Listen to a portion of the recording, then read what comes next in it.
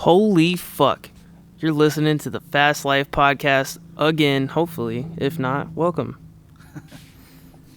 New listeners, old listeners. Hi, how you doing? Yeah, what's up, guys? I feel like we miss you. Like, we haven't... I don't feel like we've been podcasting at all. Like, I don't feel like we've been doing shit. I feel like this is the first time we've, like, sat down and done this in... A week? Yeah. It feels like a longer time than that, though. It's been an actual week since we even been on these mics, and I miss it. I feel a little rusty right now, kind of. Like... I don't get rusty. Yeah, okay. Got that WD-40, son. But yeah, I don't... Man, it's... We've been trying to catch up at work. If you saw on Instagram, we just got rid of this blue and white bagger. Wasn't a pain in the ass customer like the other guy, but cool ass dude. Super good dude. Just a lot of work, man. It's such. We are such sitting a big in project. the shop right now, and we are literally surrounded by the work that we should be doing. You know what's weird, and I don't know how to do this. I don't know how to do this at all. Right? We're getting bombarded with work. Right? Everybody wants, from paint jobs to helmets out the ass, which, awesome, totally cool, but. Fuck, dude, like, how do you don't want to tell people no, which I actually tell them, look, hey, we're accepting work for this month in advance, but right. It's just getting outrageous, man. It's like, and now that a lot of people that we used to do a lot of work for are coming through as well, it's like, how do you tell them, like, hey, dude, I know that we've been your paint shop forever, but, we're 2 months behind, or not behind, but we're 2 months out for work, it's like, it's tough. And, the thing is, we can't just hire more people because it's not necessarily one of those type of situations. We ain't got it like that. No, it's like as we sit right here now, Jesse has a Dyna, almost a complete FXR, and 2 choppers completely flaked out, ready for me to do artwork.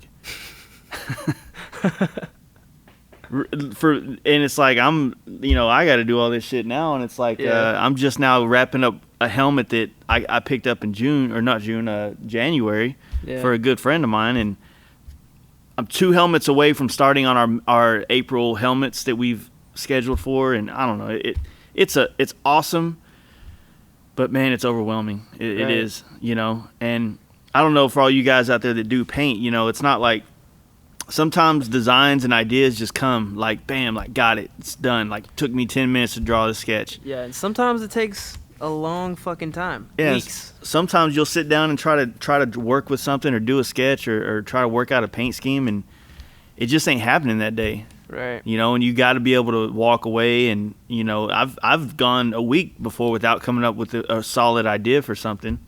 And that's also why I hate doing sketches like a super long time before we actually do the project. Right, because it's not going to be relevant by the time you gotta pick up the shit.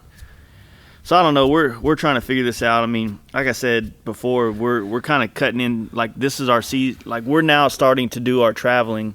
Even though this month we're kind of stationary, but come next month we got, my wife and I are doing a California trip, and then we got Texas Hills next month, and which is who we are talking to on this fucking podcast, is the people who are hosting Texas Hills. Yeah. So I mean, we got that show coming up, and then we got. Rot Rally, and if you're in the FXRs, there's Maggie Valley in June, and Rot Rally in June, and then fucking Rot. Born Free, which I'm 98% sure we're not going to be a part of that this year. And then then it's like a push to get ready for Sturgis. So I mean, fuck. It's like, and right now it's like we don't even have. I don't know. I can complain all day, so we're not going to do that today. But anyway, doesn't even matter. Anyway, yeah, it's been a minute, and honestly, man, it's only Monday, so we really need to figure out who the fuck we're gonna talk to next. Yeah. And which we have not done.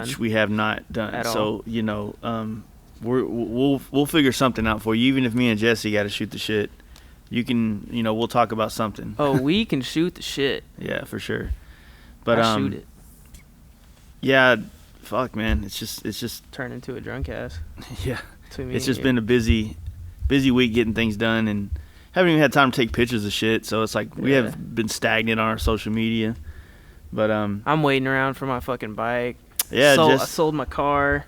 So I sold my car probably like a week ago, and with the idea of the bike that I'm buying right now coming from House of Harley, right? Yeah. yeah, coming from there, I just was assuming I'd have it sometime this week, but I just found out it's probably gonna be like 2 weeks at the tops before I get it. So I'm just like daily in Black Jetty's Dyna.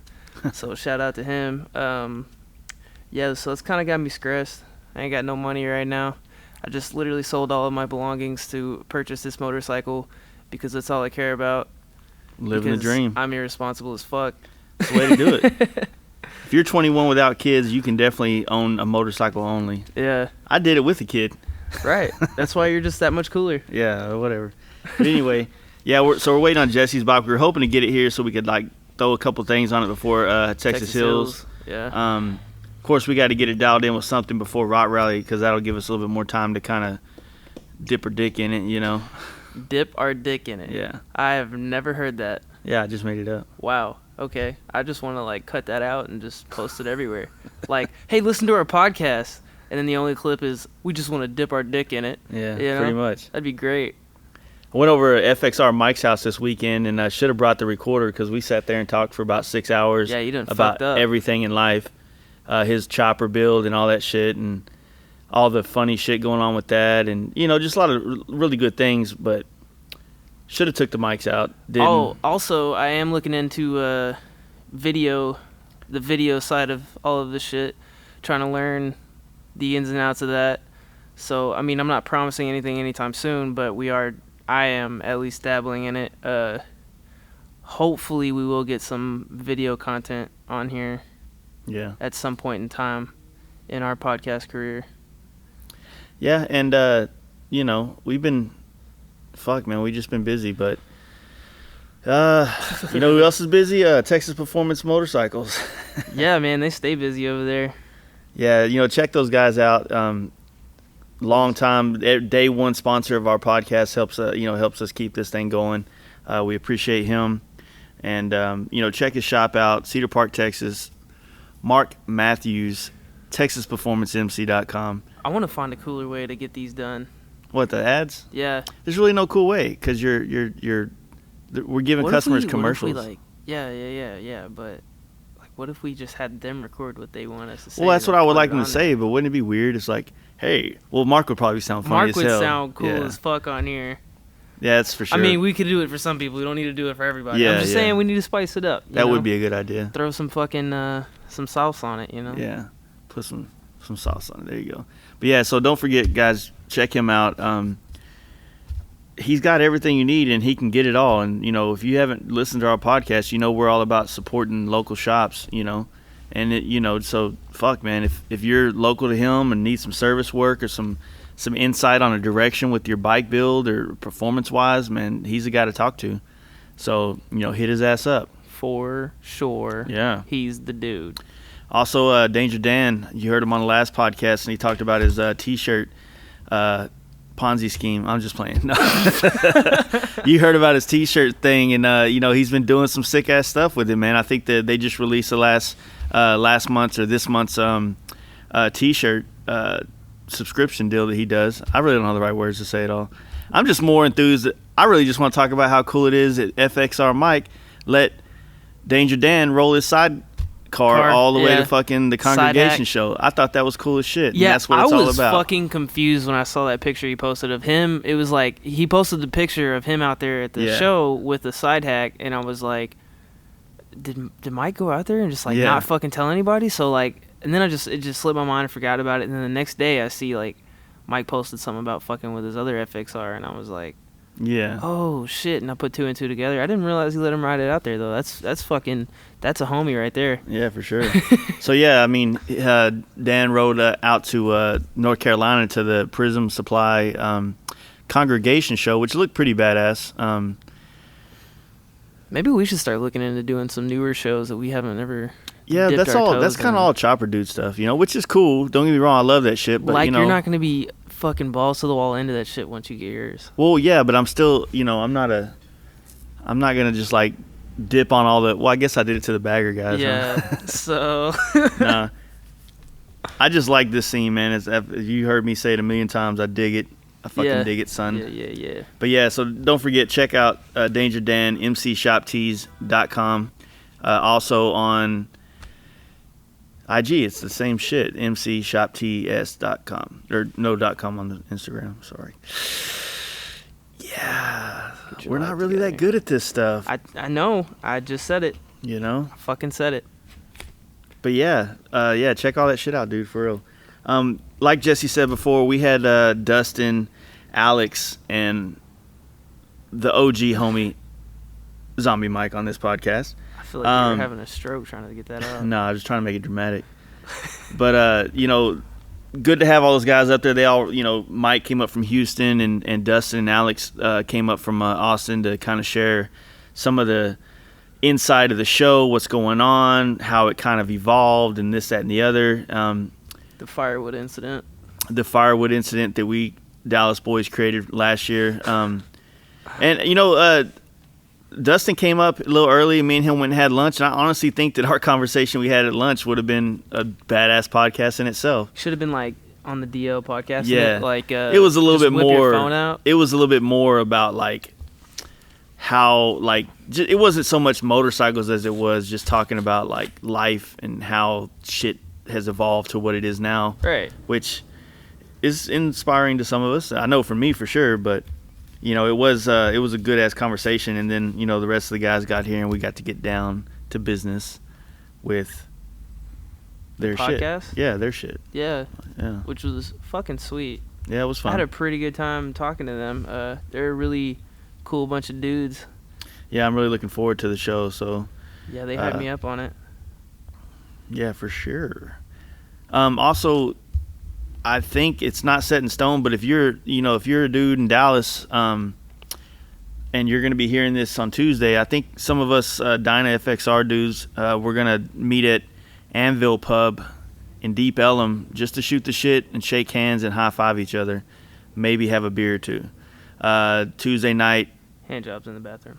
There we go. Hand jobs in the bathroom at 8 o'clock. So if you guys want to come down and say what's up, maybe Jesse will come down there. He probably won't. He's a little queer sometimes. I probably won't. But when is this? Tomorrow night. Oh, tomorrow night? I'm not fucking Tuesday. Hurting. Yeah, no way. But yeah, so we just kind of threw it together. Not we, but some of the guys in the Dyna scene up here in Dallas-Fort Worth. So if you are looking for something to do, come shoot the shit and all that good stuff. It'll be fun. And yeah, so. Also, follow my fucking Instagram. Have you got to No. Nobody's following you, right? They don't care. No. I probably got like 200 followers since we started. That's not bad. I'm bad. I'm at like 1,300 well, followers. You need to post more shit. It's laughable. Yeah, you need to post more I'm shit. not that active on it right now simply because of how busy we are. And I mean, once I get my bike though and we start going out and doing more shit, it's definitely going to be way more interesting. Yeah. But right now, just bear with me. Follow me because I feel like a loser. Nah, I'm kidding. Jesse needs some. I need some fucking attention. Yeah, some attention. There you go. But yeah, check us all out. The Fast Life Garage on IG. I was gonna say .com. Also check out fastlifegarage.com where you can see our Patreon, our YouTube, which we are. I appreciate you guys that did start following or subscribing to that, and I promise you it's coming. We're gonna get some content for that, but don't forget, if you haven't, please subscribe to it. Start a YouTube account. Get on there, subscribe, help us, grow a community on there. That way, when we actually do post some videos, it'll be seen. Mm-hmm. And yeah, so check all that shit out. We appreciate all that good shit. Find the link on our Instagrams because I know people don't type in websites. They just don't. If there's not a link, they don't do it. Yeah. Anyway. So here you go, guys. Check it out. Awkward pause before we begin this, just because I fucking feel like it. And now we're going. Hey guys, you ready to let the dogs out? Fast Life Podcast. Yeah, don't post any of that. Yeah, keep all that shit on the down low. No, I just started probably like 30 seconds ago. Yeah, cool. Anyway. Good old dealerships. We're still talking about money, and they get a little weird about that. Yeah. Anyway, yeah, guys, introduce yourself. I'm Dustin. Our fearless leader from Texas Hills, I'm Zombie Mike. I'm sure all of y'all are sick of listening to me talk at this point. I'm Alex Wheaton. I do all the marketing with Texas Hills, all the designs. There you go. Yeah, so that's who we're sitting with. So now that everybody knows, and I'm not drunk this time. Jace isn't drunk, so I'm pretty excited to see how this goes. Me and Jace aren't pissed off because we just got back from IMS, so this will be less of a shit talk podcast. Yeah, we were all talking about IMS earlier, and I think you guys already got it out of your system, so I think we fucked that up. Never get it out of our system, Jace. Never. Yeah, so fuck, where you guys want to start, man? We don't have, you know. We're trying to throw a motorcycle show. Everybody needs to come down and hang out. Yeah, Sunday, May 6th, camping overnight at Albert Ice House, which is just basically off of 290, just south of Stonewall. It's basically, man, probably 20 or 30 minutes east of Lukenbach, out in the middle of nowhere. Good riding. Yeah, for sure. No doubt. Yeah. So how did, you know, I know that it's a different crew now this year, but how did the whole concept of the show start? I kind of remember hearing some cliff notes of it. You know, it started on a ride that you and some of the guys had took. Yeah, we were on a ride to New Orleans, and we decided why not try to throw a party that basically focused on FXR and Dyna the first year. But what was important to me was to have it at a venue that people actually wanted to go to when there wasn't a show. Yeah. And there was a guy that knew the people at the place where we held it the first year, which was Proof and Cooper, which is in Dripping Springs, and they were super accommodating. And we had a handful of vendors, and it went well for the first year show. But I stumbled upon Albert Ice House, and after doing a catering event one year at this winery out in High, we had done the catering event and we're drinking the whole time, and one of the guys just said, "Why don't we go to Albert?" I'm like, Albert, I thought it was like some dude's house. Yeah. And so we take this back 2-lane road in the middle of the night. It was probably 1 or 2 in the morning. Well, definitely not 2 because they wouldn't be open, but it was definitely late. And stumbled upon this old like ranch house, man, out in the middle of nowhere. And went in there, and there was a couple old cowboys just hanging out drinking some beer. And I was like, damn, I want to check this place out when I had a little less to drink and see what it's all about. And yeah, I rode my bike out there. And yeah, it's out in the middle of nowhere, man. Have an old dance hall, old barn that they've converted out there with a cool stage. And I was like, this would be a perfect spot to have an event. I'm pretty excited about it because I think that concept of being able, like you said, we'll be able to camp on site. So yeah, exactly. It's like, what? Have you ever been to a bar where you just like, when you get done drinking, I'm just gonna go to sleep, or you know, you don't have to figure out how to get from the bar to the hotel or whatever the case may be. So I think that dynamic is gonna like, in itself, gonna be something special about y'all show. So yeah, he was the guy that we've been talking with, Brandon Easley. He's been super easy to work with, real receptive to all of our ideas. We had mentioned camping to him, and I think he was probably a little hesitant with a bunch of bikers going out there, but he's done it in the past. And since we're all going to be out there, obviously he was more than willing to let us camp on site that Sunday night. And so, yeah, he's even he has a big fire pit out there, and he told me to remind him a week before, and he's going to have his firewood guy like deliver a shitload of fucking wood out there. So that helps people save. Yeah, exactly. The bar will be open until 2 and have a big campfire that you can hang out at, and then you can stumble to your tent, you know, when you're ready. That'd be cool. So keep Jace out of trouble. There will be firewood on site available. So we don't have a repeat of last year. Yeah. I wasn't going to bring that up. Get the law called. Since we're talking about that was like the most memorable moment last year for me, though. That probably was that, and whatever that fucking band was, whoever that dude was, that was like The Tip. Yeah, they're coming back actually this year. They're fucking dope, dude. They are the embodiment of a fucking rock star band. Yeah, they are a fucking show. Man, I knew I liked those guys when I saw. Dude, they were, what was it, 100 degrees last year? They were outside under leather a black pants. Under a black tent and dude leather looked like pants. He was about to have a stroke. Man, dude, I'm sweating, and I'm like sitting inside eating deviled eggs and drinking cold beer and shit. And I looked outside, dude, and these dudes are I mean, it's like 3 PM, and they 4 did people. Yeah, dude, it was those guys kick ass and take names. Yeah, they were cool. Yeah, I don't want them anywhere near my girlfriend, but they'd fucking I want them hanging out. They could definitely talk themselves into some vagina. Dude, man, the one kid looks like fucking a cross between like, I don't know, like what is it, fucking Tommy Lee from fucking Motley Crue, and he's dressed a little bit like Joan Jett, and he's fucking. He was talking to my girlfriend last year, and I was like, I gotta stop this right now. Like, this is not okay. Yeah. Yeah, they're coming back, man. They're out of, I want to say they're out of Nashville. Yeah, they were somewhere right there. Yeah, they're friends with a buddy that put it on last year with me, and yeah, they were more than receptive to come back, and they'll be playing later in the evening, where probably more people are more ready to see a show as opposed to 3 in the afternoon. It gets kind of weird, like, you know, because you never, like, especially for vendors, you know, because we're all trying to talk to people and shit like that, and then next thing you know, 5 minutes later, you ready to rock? You know what I mean? And shit like that. You're like, well, hey, man, can you calm down for a minute so we can finish doing business, you know? So it's there's a lot of dynamics to put on a show. Sure. I mean, and it always, I guess it really comes down to trial and error. You know what I mean? Oh, yeah, we're definitely winging it. Yeah. We're definitely winging it. I know I am. That's why I got these other 2 guys that know what the hell's going on. Mike knows 1,000 people, and Alex knows how to do all the marketing and doing flyers and shit like that. So they always say surround yourself with people that are smarter than you. Yeah. So I mean, I've definitely done So that. Dustin exactly ignored that advice and went with me and Alex. Yeah.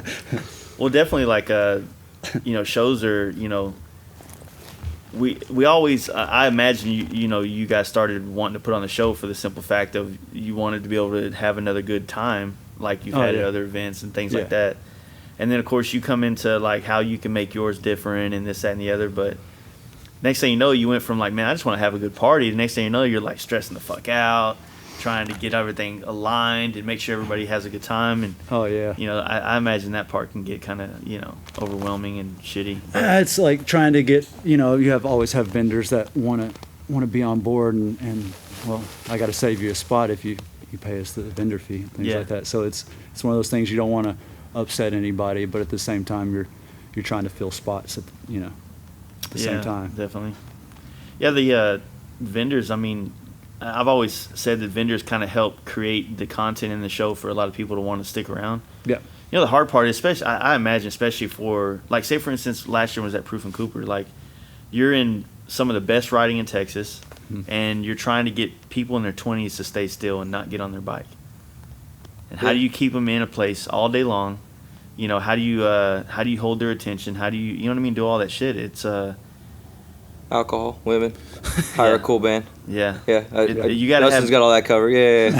Maybe not the women. You gotta bring your own, but it is what it is. Well, I mean, Austin has quite a few of them running around looking for parties, right? We were just talking about it. Apparently, after Giddy Up, we don't have to name any names, but I'm not gonna name any names. There's definitely a handful of them for sure. But yeah, that's that place was cool. I had a good time last year. And it was crazy because I met dudes from Dallas down there. Yeah, man, we had guys from Louisiana come down. I posted a pic on our Instagram page a while back. I think his name is Good Job Jimmy on Instagram, but that dude rode down from Minneapolis, man. What? Like, what a nerd. Yeah, dude. He, that's pretty badass. Yeah, dude. I think he had a wedding or something going on as well, but shit, he definitely made it a point to come out to that. Yeah. So that's kind of why I wanted to do away with all of the, like, classic show prizes that you see at a lot of shows, which, I mean, there's nothing wrong with it, but you've talked about it before. It kind of breeds this weird competition, dynamic, and it's not. I'm not wanting to put on a competition. I'm wanting to throw a party. Like, that's the whole reason. I'm like, it's basically stems from like having such a good time at Giddy Up. Like, that's a fucking blast. I try to go every single year, and why not have a show every fucking month in the springtime in Texas, because it's fucking perfect weather. And so that's why I wanted to do just 2 like basic prizes, like let people vote on their favorite bike, and then give a prize to the motherfucker that rode the farthest. Like that's a good idea. And so we're having Homer Signs. He's gonna paint a helmet that we got for him for a prize, and then you're doing a skateboard deck for us. So I feel like that's like that's why I'm reminding. We're doing my skateboard deck. Yeah. I'm reminding you now. I think but I got one. And we got Cooper Family Rye. They're a rad whiskey company out of Dripping Springs, and they were on board last year at the very beginning. Super nice people. They donated a case of their whiskey. They're doing it again this year, so I'll be I'll be getting with certain people and giving them a prize, a bottle of whiskey as a prize, basically. But got to obviously keep that on the deal since we're actually at a bar, so you can't really be throwing out other Undercutting alcohol. them? Yeah, Yeah. exactly. We'll meet you at the Valero down the street. Yeah, exactly. Hand you a prize after the show. But Well, I think that's the best way to start a show because, like we've all talked about and you just mentioned, it does breed a different type of personality in people that is almost like we were talking about earlier. When your dick's thinking for you, you're not being this cool dude. You know, you're being this dude on a prowl. yeah, So, like, being able to be at that show and just see cool bikes and, put IG faces to names and, all that type of shit is, I think that's a more rich experience than taking home a fucking plaque. You know what I mean? Oh yeah. I mean, dude, Hands that down. was the Hands whole down. show last year was I think probably the performance Harley crowd's first introduction to each other in Texas. I honestly, that was probably the first time all of the guys that we all kind of know now and hang out now and see now on a regular basis, and the guys that are helping the scene go and helping it get some traction. Last year, that was the first time all of us had been in the same spot at the same time. Well, it was a good thing too because y'all did those weekly rides on Sundays where you guys, were hosting the rides through the actual site or through the IG page for Texas Hills, and so you create a buzz that way. You know what I mean? Oh, And you yeah. get people to check it out and get to know you guys, and Yeah. when you do those rides, man. I mean, sure Alex, because you do all the shit for Cowboy and stuff. It's like you get those people that might follow your page, but they don't really know all the other cats in the scene. So it's like, man, I guess everybody's gonna ride. I'll just show up. Yeah. And it creates another opportunity for people to start, making friends and shit. You know what I mean? Oh yeah. So Yeah. that's pretty cool, I think. Yeah, my whole idea is to introduce people that are obviously into the same shit that we are, and help promote like people that are doing cool shit here in Texas. Whether it's you guys painting Yeah. shit, whether it's knives made by Nick that's going to be out there doing cool things, Yeah, or whether Nick it's Custom like brought local up. shops. That's also another reason why I'm posting pictures of shops around the state, like people riding around, they break down like, oh yeah, I remember seeing that there's a shop, at this place, and like help promote them, like, cause they're doing their own thing. They're not, yeah. So And that's another what's cool about shops that I've noticed lately is, especially working for a dealership, every shop kind of specializes in their own thing. So Yeah. we're not really competing with each other, we all do different stuff. Exactly.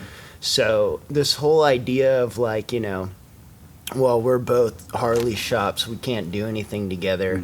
I'm trying to do away with it. Yeah, It's yeah. really cool when, this shop has a thing and, we all go out there, or we have a thing and we have other shops come in. It's this division in the motorcycle scene just really needs to go away. Like, we're all bikers. I don't even care if you don't ride a Harley. Like, if you're on two wheels, we're friends. Yeah. Or we should be. If we work on bikes, if we paint bikes, if we ride bikes, we need to be in this together and strengthen the motorcycle community. Yeah, Or hell yeah. motorcycling will get phased out with the changing of time. So we got to keep it's up to us to keep it alive. So Yeah. the more stuff we can do like this to engage the community with each other, I'm down for all of it. I think it's awesome. Well, it's like when you get on Instagram or even see in a magazine and you see all these badass looking fun places, and it's Sturgis and it's Born Free and it's all these places that are far away that might not be obtainable for a lot of people. The more events going on here locally, the better. You know what I mean? And they may take 4 years to kick off. They may take 3 or 4 years, or they might kick off the first year. It just depends. But and the other thing, like you just said about the shops and division, in the bagger world where I came from, that was it. Like, it was all, we were all at the same show and we were all standing across the parking lot, oh, that guy just talked to me. What the fuck is he doing over there now? Fuck those guys. Those guys are fucking hacks and blah, blah, blah. It's a very negative and very toxic mindset to put yourself in. So the amazing thing about, like, the performance scene, and, I mean, there's still drama. Fortunately, I think us Texas boys have Yeah, we we're haven't pretty had good any so drama. far, You know, yeah. we haven't had any drama with each other.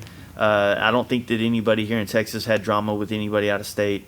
I think it's all been pretty good. Like we're all just, you know, I think we're a generation that understands that there's plenty of us all to eat, and so we're not like cutthroating each other. We're not trying to talk shit about another shop, you know. And I think that maybe we're all a little bit more conscious of the fact that, you know, hey, we all make mistakes. So as soon as you start talking shit about one shop on an accident or something they did, it might be you on the fucking chopping block on Dinaholics next week. You know what I'm saying? So, 100%. you know, Yeah. Well, man, and this is Texas too. I've traveled around quite a bit. We tend to be a little bit more polite down here and a little less full of shit. not the bagger guys, but yeah. Whatever. I mean, you speak for that. I've never been in that scene, man. But dude, a rising tide floats all boats. You know what I mean? What's good for me is good for you. Is good for all of us. Yeah. Yeah. 100%. Well, what I've noticed with, and I hate that, you know, all the bagger guys get the shitty end of my opinions. But This is what Jace does to bring you in here and then just jam you. no, I just, you know, I'm trying to create awareness, you know, and I feel like if I talk to people why I thought that scene was not great, then maybe they can change it. Yeah. You know what I mean? Yeah. And not be like me and just run away from it. But no, there's a lot of cool dudes in the bagger scene that I still talk to every day that I think is great, and I think they're doing rad shit. I think those bikes are dope. I just, you know, I think the podcast we did with Adam Gould said it best. It's like, you know, some of these people that are, you know, buying bikes for accessories or for fashion accessories and not because it's the vehicle for experience in life. Yeah. It's a two different dynamic of how you're going to deal with somebody. You know what I mean? Oh, yeah. And, you know, when people start getting on a bike and they're just here to have a good time and party and make friends and have friends and you know, not breed more negativity, they get more out of being a biker than the guy that is constantly mad and constantly, you know, comparing himself to other people and all this, you know, shit we shouldn't even fucking even have in our thought process, you know? Yeah. Well, it's supposed to be fucking fun, man. Yeah, fucking Sometimes yeah. people apparently forget that. Yeah. Like, I don't give a shit if you're on a Sportster or a Dyna or a fucking Yamaha R1. I don't give a fuck. Yeah. Let's ride, you know what I mean? Doesn't Exactly. matter. And, you know, the great concept now with the, you know, and I think I'd have to say that the chopper culture really reintroduced this way of thinking and living on a motorcycle that I think our generation kind of forgot. I mean, I grew up in the 80s and my family was bikers, so the camping and the partying like that, the bonfires, that shit was part of life growing up. But, you know, it got lost somewhere, and then I think these cats in the chopper scene kind of brought it back, and now it's fucking blowing up. You know what I mean? Mm-hmm. So I think that's another cool factor that's coming along, and I just want people to kind of dig into it, you know? Well, and that's, you know, performance motorcycle and choppers are very similar in that, like, we are building bikes for the love of motorcycle. You know, those are two scenes that you can almost look at almost exclusively as, like, these guys aren't building bikes to be accessories. They are building these bikes to perform to a certain level or to do a certain thing. You know, the chopper guy's definitely it's an accessory because you can buy a much better bike, and I say that from running around all weekend on a 76 doublehead. But you gotta love that old but you bike. gotta love it, yeah, exactly. And you're not building it. I mean, you don't put, you know, naked chicks and Medusa on your bike because you give a shit about what everybody else thinks about your motorcycle. You don't put a big Confederate flag on your tank because you give a shit about what everybody else thinks about your motorcycle. You do it because you like doing it, and that's your gig, there's definitely a crowd in the chopper scene that is building a bike for that accessory, and that's fine. There's nothing wrong with wanting to put money and build a custom bike. That's what keeps guys like me in business. But, you know, there's also that guy that's got a raw metal gas tank that's rusting that's all he had. He threw it on there, and he just wanted to be able to ride this bitch. Yeah. And that's the kind of passion and love for motorcycles that I like to exploit. Yeah, no, I saw that guy last week, and he passed me while I was kicking the shit out of that shovelhead. Fucking Bolero. Now, I love the chopper scene, man. I ride a Dyna because I don't know shit about working on a fucking motorcycle. So I need one. Neither do I. I need one that I know is going to run. I wish I could have a chopper, dude. No, I honest to God, I could not. I wouldn't be able to keep it running. I wouldn't be able to afford it. No. So I bought a new Chopper bike. is definitely a second motorcycle. Yeah, I was about to say choppers are definitely like second motorcycle. You don't want to be like Zombie Mike over here, only one running bike and it's a chopper. That he's learning how to ride while he's doing it. Man, fuck y'all, dude. A foot clutch is fucking weird, man. Yeah. Fuck y'all, dude. Yeah, I'm the same way with Alex as far as I know my lane, and my lane isn't an old vintage bike where I'm going to have to wrench on it on the side of the road. Man, I got to the show. Yeah. I had to call Eric Vaughn 3 times, but yeah, I got there. Yeah. Yeah, but that, I don't know. I've got more respect for the chopper community than anything else because those guys they have a skill set that I just, honest to God, can't even touch. Yeah. I have no idea how to fix a fucking motorcycle. Yeah, but that's just it. The performance scene now is what the chopper scene was in the 60s and 70s and shit. We were looking at motorcycles in the stock sense and basically going, well, I want to do this differently. You know what I mean? I want it to perform differently here. I want it to look differently here. And so you're getting companies that are innovating and doing new things with sprockets and metallurgy and spacing and wheels and paint and all this other stuff. We are what people are going to talk about 50, 60, 70 years from now and try to, there's going to be some hipster in Austin in like 2082 or some shit looking at old pictures of the Fast Life garage going, dude, check this shit out back in the day, And there's like one tank still left that I can exactly. One Simpson helmet still on the it'll be on eBay for like $10 million or some shit. And I never got close to it. I never made $10 million in my lifetime. Yeah, that's how arts works, right? Hey, I don't know what to tell you, man. You might be the Andy Warhol of painting fucking performance motorcycles and shit. Yeah, I'll go out there. I'll take that. But no, that's what I dig about the. I mean, and I'm pretty sure I talked about this before, at least on Danger Dan's or this podcast, but. When that fucking 21 Days in the Sun came out, man, that shit really motivated me. It really inspired me to.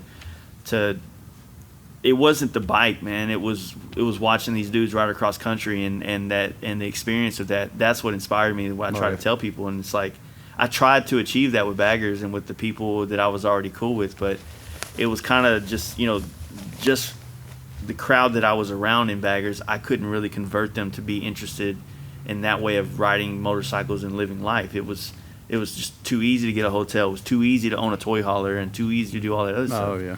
So I had to change my scene. I had to find something that inspired me again in motorcycles. Well, that's the performance scene. That dude coming down from Minneapolis. I mean, we had guys last year that rode a dozen guys from Houston easy rode. Oh, yeah. Rode. Yeah. A lot of the bikes that were in the show last year, they rode them there. Yeah. You know what I mean? I rode my bike there. Yeah.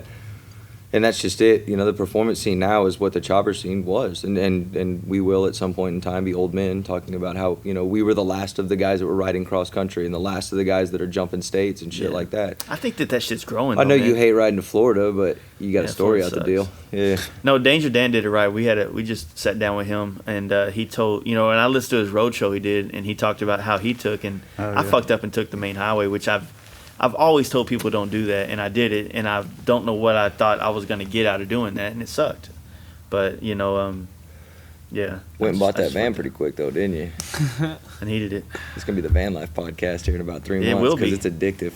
I will be. I know. I rolled the van. There's a lot more people in van life than chopper life. So. I had to get rid of it because it was like being on heroin. I knew it was bad for me, but I had to get rid of the van.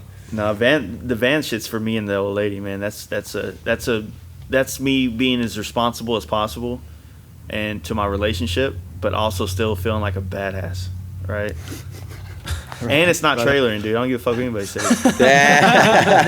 There's no hit. Nothing is on the hitch. We all know how you feel about trailering. Yeah, exactly. Yeah. Look, all I'm saying, man, is if you really want to go hard ass with the van and shit, you do like my van and bust out one of the back windows backing into a tree at some fucking bullshit campsite and roll around for a couple months like that where it's raining and shit in the back of the van. Fucking cold as shit. And that was my only vehicle. No, I think probably later this month I'm gonna completely do that, the inside out, like deck it all out with wood, make a little bed thing so that basically I'll be able to pull the bike in there straight, and then the bed folds up against the walls, and I'm gonna set it up nice. I've been YouTubing the fuck out of this shit, and go down the rabbit hole. Yeah, down the rabbit hole. I think I can figure it out, and it doesn't. I mean, I have all the tools to do it, and the basic woodworking knowledge. I had the same plan, pimp, and as far as I got was fucking. I put ice cream music in it, which I don't know if y'all remember that or not. And then at one point in time, I bought a motorcycle ramp, and then all the rest of that shit went to shit. There was an ice cream truck that came through the campsite. Yeah, it was. I got ice cream there. Yeah, I was like, that's fucking from the 80s. This year or last year? This year. Yeah. My chick heard that fucking truck and just started running. I got a bomb. It's gone. I was like, where'd she go? No, I got a fudge bomb. You know the one that has the banana in the middle? It's like chocolate banana. So I don't know if you remember. Was this Saturday or? Yeah, they used to be big motherfuckers, and they're like little bitty fucking little narrow motherfuckers now. Way expensive. I told him $3. I told him he just got fatter, so now it's smaller. In the 90s, in the 80s, that shit was fucking like it was short and stubby. Gas was also like 80 cents, so. Man, I remember when I lived in Austin, man, my ice cream guy used to sell like the old school ice cream, like the Ninja Turtle ones. That were huge, but they were huge, right? And like he had just switched over to like the small crappy ones. I guess Like there's a new ice cream manufacturer, the Chinese or something got into it. I didn't know telling. But man, like shipping ice cream. but I lived in overseas. like a rough neighborhood in like East Austin back when it was a rough neighborhood, not a bunch of bars now. But dude, he got stabbed like shortly after that. And now that I'm thinking about it, there may have been a correlation. Like I just thought he was getting robbed. It might be because he screwed somebody on a fudge Yeah, pop, like dude. what the fuck is this like slimmed down version guy. of the fudge bomb? You know? Yeah, that's some bullshit. Some bullshit. That's Cost saving. That's man. corporations. That's corporate America. Maximum profit. We're gonna cut down on costs. We're gonna hike up the price. We get them for cheap in bulk, and we're gonna hustle the shit out. And of what's them. fucked up is they're fucking little kids. Like, you know, think about it. We're the only ones that notice that shit. The daily customer for those motherfuckers Yeah, is a like, 5-year-old. I- He ain't bitching about it. He's definitely not writing a letter to the CEO. He doesn't care. He's got ice cream. Got the whole kindergarten group writing a Fucking letter. ice cream mafia is tough. Crayon man. letters. Fuck. See it. My dad said that this shit used to be bigger. What the fuck? Yeah. He'd be looking at old pictures and shit. The You used last to be of able the to get fudge 4 pops. quarters and get a goddamn ice cream, and that shit was $3.25. God damn. $3.25, man. That's more than a gallon of gas, dude. Yeah. For us Texas boys, I don't know about Californians, but I grew up in Corpus and shit. You used to have the ice cream guy down on the fucking coast and shit when you were surfing, and he sold sandwiches, ice cream, soda, water, and weed. Like, he was the greatest ice cream guy ever, I yeah. was about to say there had to be weed in Yeah. there somewhere. goddamn beach people. And he would definitely buy you beer if you were underage. I think he's dead, so I don't think I'm throwing him under the bus. So the last time I was down there, it was some new guy, and he charged me $6 for a bomb pop that was tiny. Yeah. Yeah. It's Bomb like you pops, gotta buy the damn, I bomb forgot pop. about Bomb those. pops, fuck yeah. Yeah. You get a bomb pop and then you get a little baggie for $10. You get a bomb pop and you know what I mean. Bomb You pop and you a gotta have joint. you gotta have a receipt Yeah. for something. You know what I mean. Combo. The combo. So what do you think the scene's like down in Austin? Last year I spent like half my fucking year down there back and forth between your Cowboy and Mark's shop, and now this year it's just been tight. I haven't been able to make any rides down there or anything. Well, I've noticed that prices on FXR and Dyna's on Craigslist have gone way up. Dude, Fuck yeah. so You ain't it, shitting. just as a side note, at Cowboy Austin, we started hitting the auction for used Dynas, and I think we just sold a Lowrider S for like 18 grand or some shit. It's more than It's it's new, crazy. right? Or right at No, yeah, it was Oh, yeah. definitely No, more than more than it was new. brand new, I yeah. mean, it's supply and demand. They're not making them anymore. People want them, so prices are going up.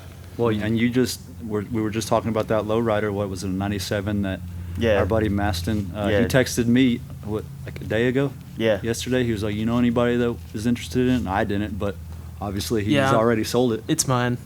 Right on. There you go. So Did you get yeah, you a bike? Yeah. they're not lasting long. You That's still for need sure. money though. Y'all are Barely. donating. You Selling get my you a car bike? tonight. You got you a bike, Jesse. Yeah, dude. And I told him I was like, man, I'll be I, at Texas Hills on it if it makes it. If everything's yeah. cool. Yeah. Right I on. told him I was like, come I on. rode 2 years of my life with only a motorcycle. I didn't have a car or anything. I rode. did that. I want to be a badass and say I rode through snow, but I don't think I did that. But I had to ride through rain and all that shit on a fucking Gixxer 600. I did it for 2 years. You know what I mean? So I was like, yeah, dude, you should do it. Like, sell your car and just fucking figure it out. You know what I mean?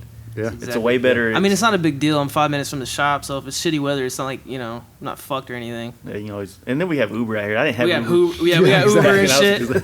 I had to fucking Fucking- ride in the rain. You know what I mean? Got some Armenian dude dropping me off every morning. I can't wait to see Jesse in about fucking. I give it about a fucking 6-month period of having that motorcycle and shit, and you start looking like a scruffy asshole like the rest of us and I mean, shit. No, his Jack's He's not far teller from him thing's right gonna now. go What are you talking through about? the roof. Nah, yeah. dude, I got a patchy ass beard. I'm already scruffier than That's all what I'm y'all. saying, though, dude. Riding a motorcycle, man, like, I guess it's hitting your nuts on bumps and shit all the time, man. Like, the testosterone goes up a little bit. Like, I don't know, maybe it circulates the blood I don't a know, little man. bit I more. definitely, whenever I look back at that video for me and Sturgis, I definitely look like shit. So Yeah. might have just been. You're just really going to look like drunk. that all the time. Could have been that. Could have been that. Yo, dude, I got to ask, what the fuck happened to Sturgis? Like, I mean, I saw the video. The whole world saw the video. Well, long story short, apparently, so I've been flirting with this chick, the bartender that fucking with me, just like fucking with her, not like really trying to fuck That's her. what y'all are Probably calling the flirting now? trashiest chick I've Yeah, ever she's the nastiest chick at the bar, so I was like, fuck it, like watch Is that what this. 20-year-olds are calling flirting? Is beating the shit out of each other with a whip? Yeah, it's exactly what I do when I go home with my girlfriend. Maybe I shouldn't be single. Nah, but like, so I'd been like fucking with her a lot all week or whatever, and then that was like a Thursday or a Wednesday or something, and we'd already been there a couple of days, and I was already shithouse drunk, and like I see these camera crew come in or whatever, and she keeps looking at me and talking to them and looking at me and talking to them. I'm like, what the fuck is going on right now? And then, like, I can stick something in this guy's ass. yeah, he's vulnerable. He's been following me around all week. Yeah. So fucking lo and behold, she comes up to me and she's like, "Hey, you want to take a body shot?" I'm like, "Nah, I'm not trying to spend $50 on a fucking body shot." She's like, "No, it's free." I'm like, "Oh, okay." Not thinking like there's a camera crew right there, not really thinking about it. Well, then we start, like, she starts fucking pouring it or whatever, puts it on her belly, and I take it, and the next thing I know, there's like whipped cream on my face. She's like fucking slapping me on the back with some whips. She had nipple clamps on me.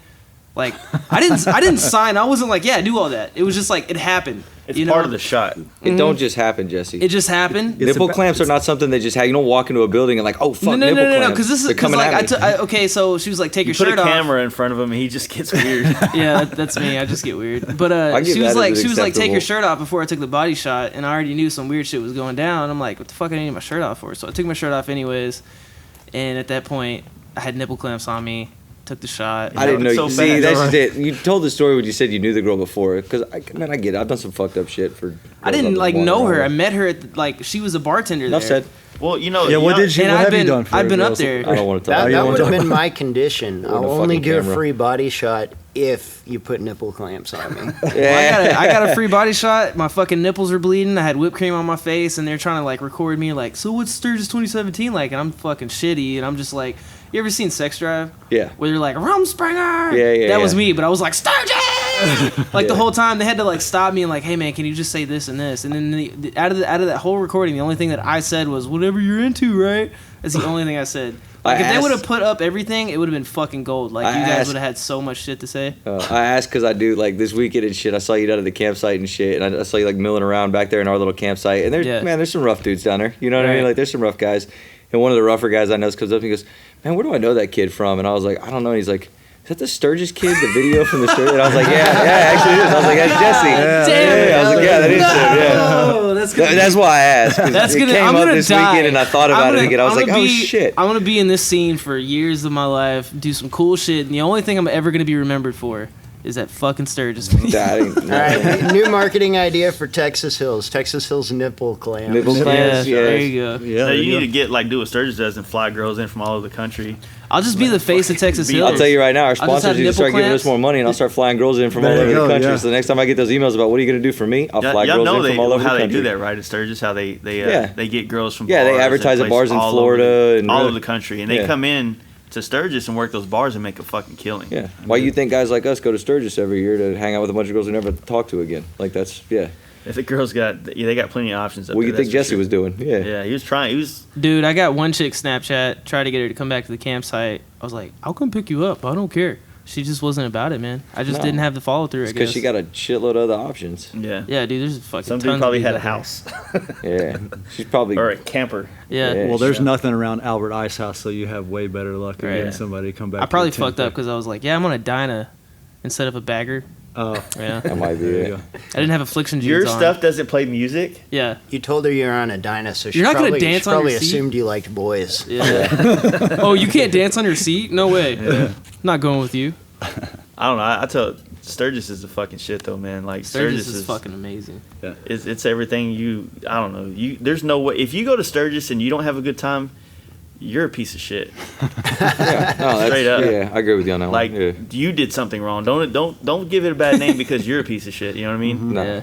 Yeah. Sturgis is fun. It's for guys like me that like terrain and history and shit like and beer. It's all there. Yeah. And there's some of the best riding in the country, and you got places like Deadwood where fucking shit took place, and it's just the crazy thing is when you get up in there and you're fucking like riding around, you're like, motherfuckers walked here. You know what I mean? Like there's you know, they used to walk from this city to this city and up in these mountains, and there's fucking animals they had to fight, and it's just a crazy dynamic. And then Sturgis, it's like it's just I guess for me, when I first went, I was 20 or I was 31. I was like, fuck, like this is like for old rich people to come to. Yeah. And then now I feel like there's a lot of younger crowd, like fucking him going at 21 and shit like that. There's just it's something that's obtainable now. It's like what fucking Joseph said. I don't know if y'all heard the last podcast. He goes, there's a lot of fucking grown ass dudes that'll never get on Harleys. Yep.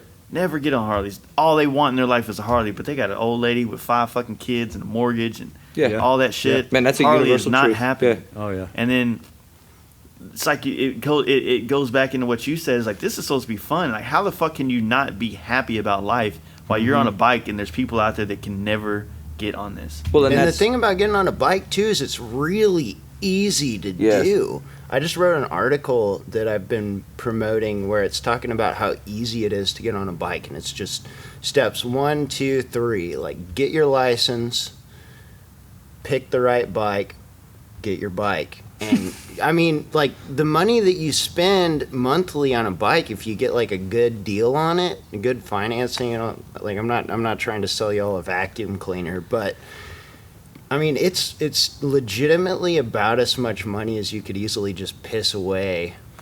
Just messing around, drinking beer, eating cheeseburgers, like, you know. Or your fucking DirecTV bill. Yeah, Well, like I think- $200 a month, dude. I think the real issue is like the people who will never be on bikes is because they're not willing to make the sacrifice to be on it. Well, then to that's get what to that makes us point. different. You know, like they have the excuses like, oh, I have, you know, kids and this exactly and this. what it is. My old But lady's they're not gonna like be they're not mad. like Leave oh, her. yeah, right. They're Yeah. not like, I don't want to put in the extra work, or I don't want to sell these things to make up for having that. You know what I mean? Or like me and Dustin, we were having a conversation before the podcast. It's about being exposed to it. Like, if one of your close friends growing up jumped on a Harley, you're probably more likely to jump on it too, as opposed to being that fucking jumper. You know what I mean? Yeah. Well, people fantasize about it. They don't realize how attainable it is. Mm-hmm. And yeah, I mean, like if you know, if your old lady is going to get mad at you, then You need to so find a be way. it. You When, definitely when need to find I had a an old lady. girlfriend all through college, we were together for 5 years, and I was designing an engagement ring for her, and she said, "If you buy a Harley, I'm going to leave you."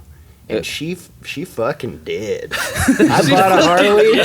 I bought a Harley, and she was out the door. And I don't miss her at all.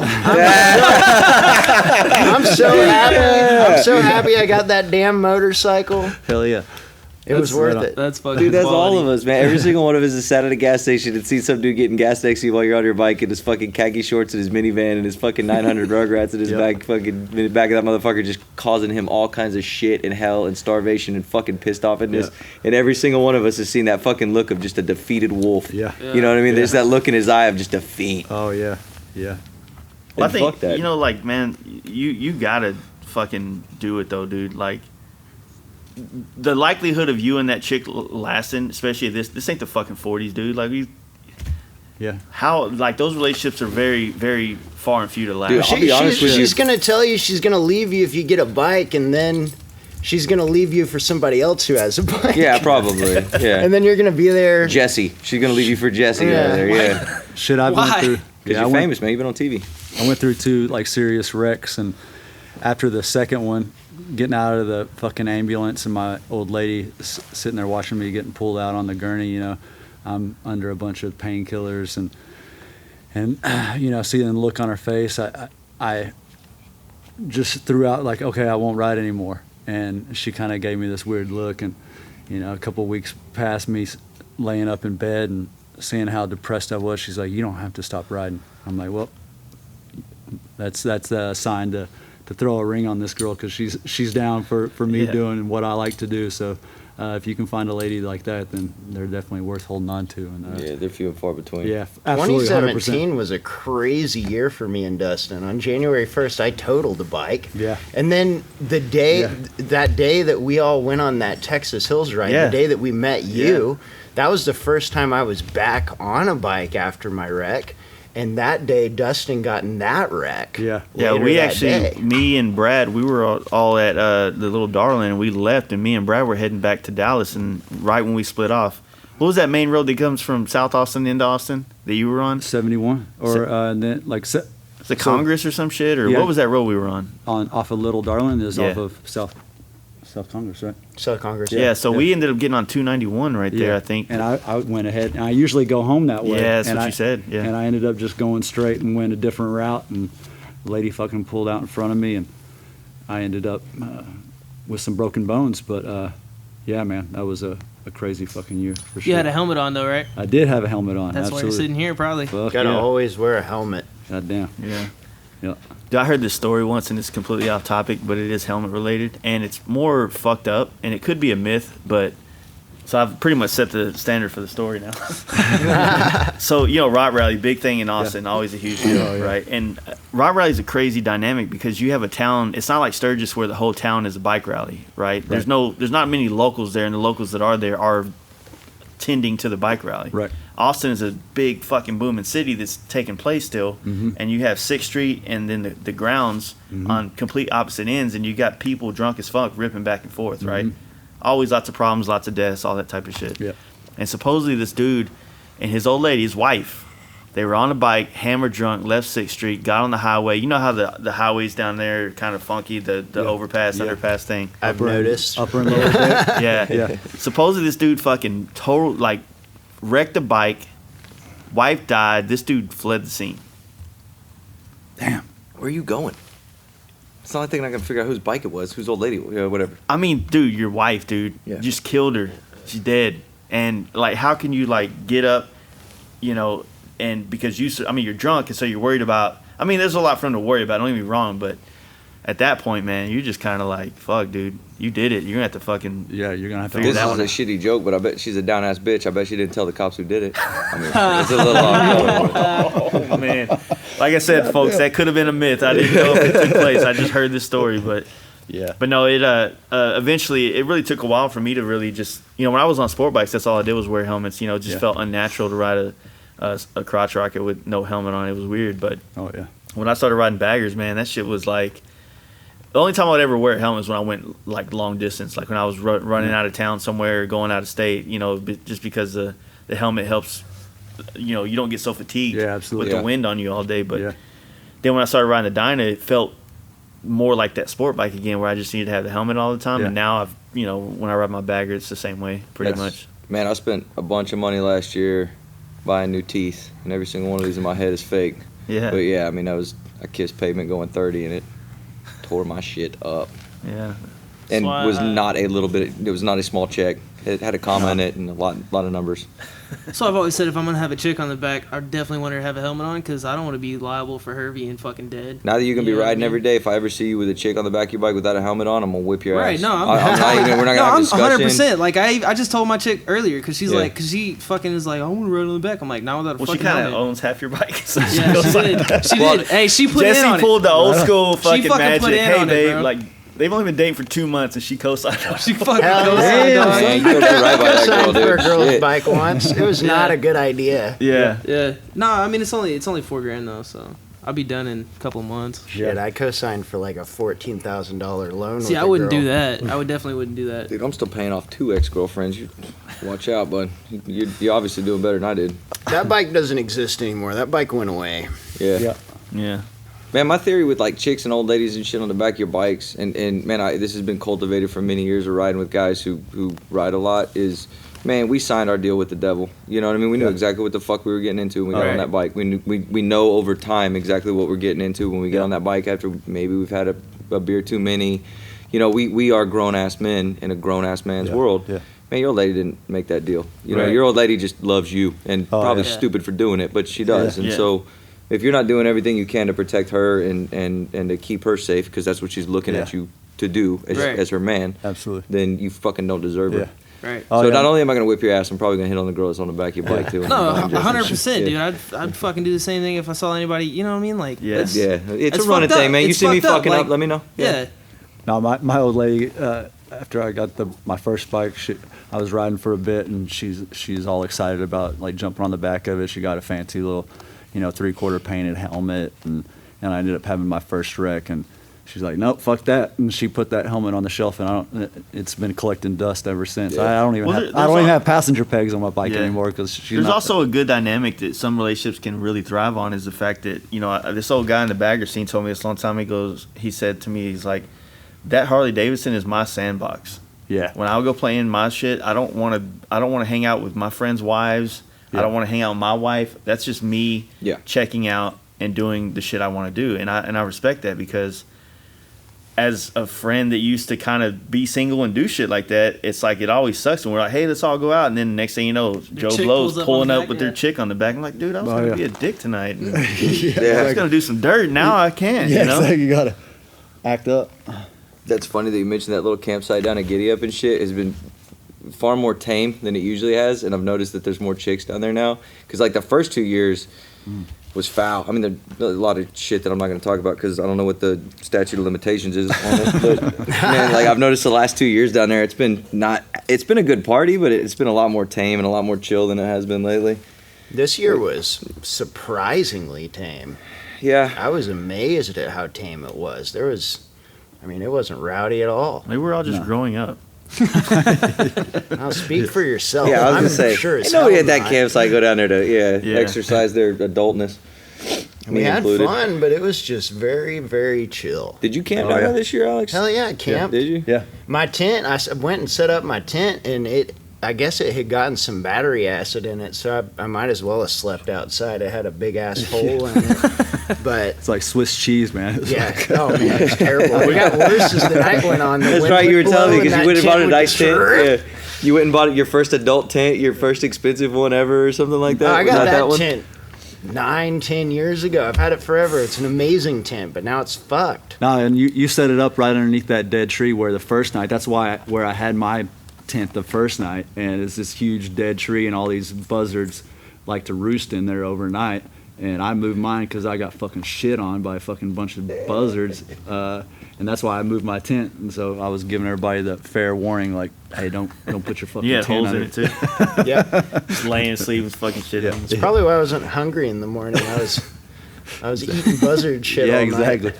Yeah. I was gonna ask why I didn't see you, but then I remembered some of the shit I did at Giddy Up. Now I know I didn't see much of anything. I after saw about you midnight. once, and you were in a conversation, and then I was like, all right, cool.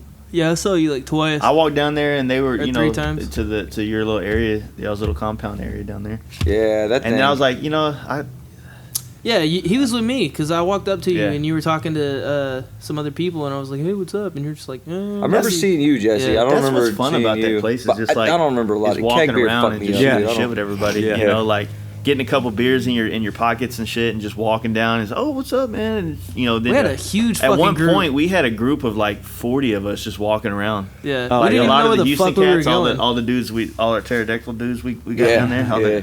We had a big ass group with us, and we were walking around having a good time, and then we fizzled off real quick. Like I don't know something. As soon as we got down to your compound area, yeah, everybody took a different direction. Dude, keg beer and music will do that to you, man. You Yeah. know, it's a big party down there. Dude, that little party's been. We've done it the last 2 or 3 years now, where it's kind of grown into. Like the first year, man, we just invited everybody down. We had a keg, and it was cool. And then the second year, we got the DJ down there, which was last year, not this year, but last year.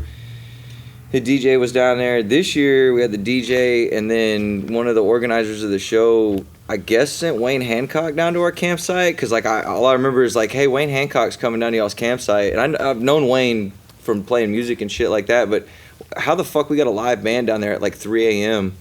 and nobody, like...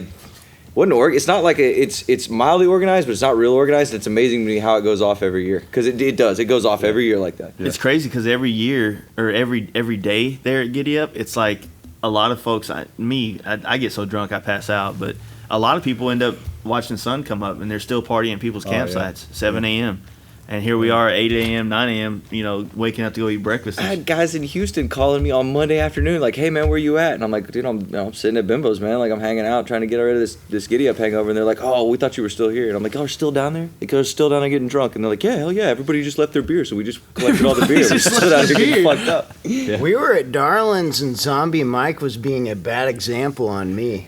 Yeah, I was like, hey man, I gotta go do this shit. I gotta go do this. And he was like, no man, stay here and drink beer with me. So we I sat on the did. front porch of the Little Darlin and drank beer for, what, way too many. It was like 3 hours, man. Dude, it took me I that went long to over get there. right with the Lord before I could drive home without being sure that I was going to kill myself. Man. I was there for a minute. Shit, well, the guy that's doing the food trailer at the Texas Hills was letting me know that if enough people camp out that Sunday night, he's coming back in the morning and doing breakfast tacos. Why don't you just go ahead and tell him to dude. make that happen Yeah, for us? exactly. Because I guarantee there'll be enough people floating Or if around he out just there. stays, and then Hey, yeah. as soon as 3 a.m. hits, he starts selling breakfast tacos. That'd be He'll great. make a fucking killing. Yeah, because Yeah, he starts I that turned way. into a fat fuck after I drink all night. Fuck, who doesn't, man? Put a Whataburger on site.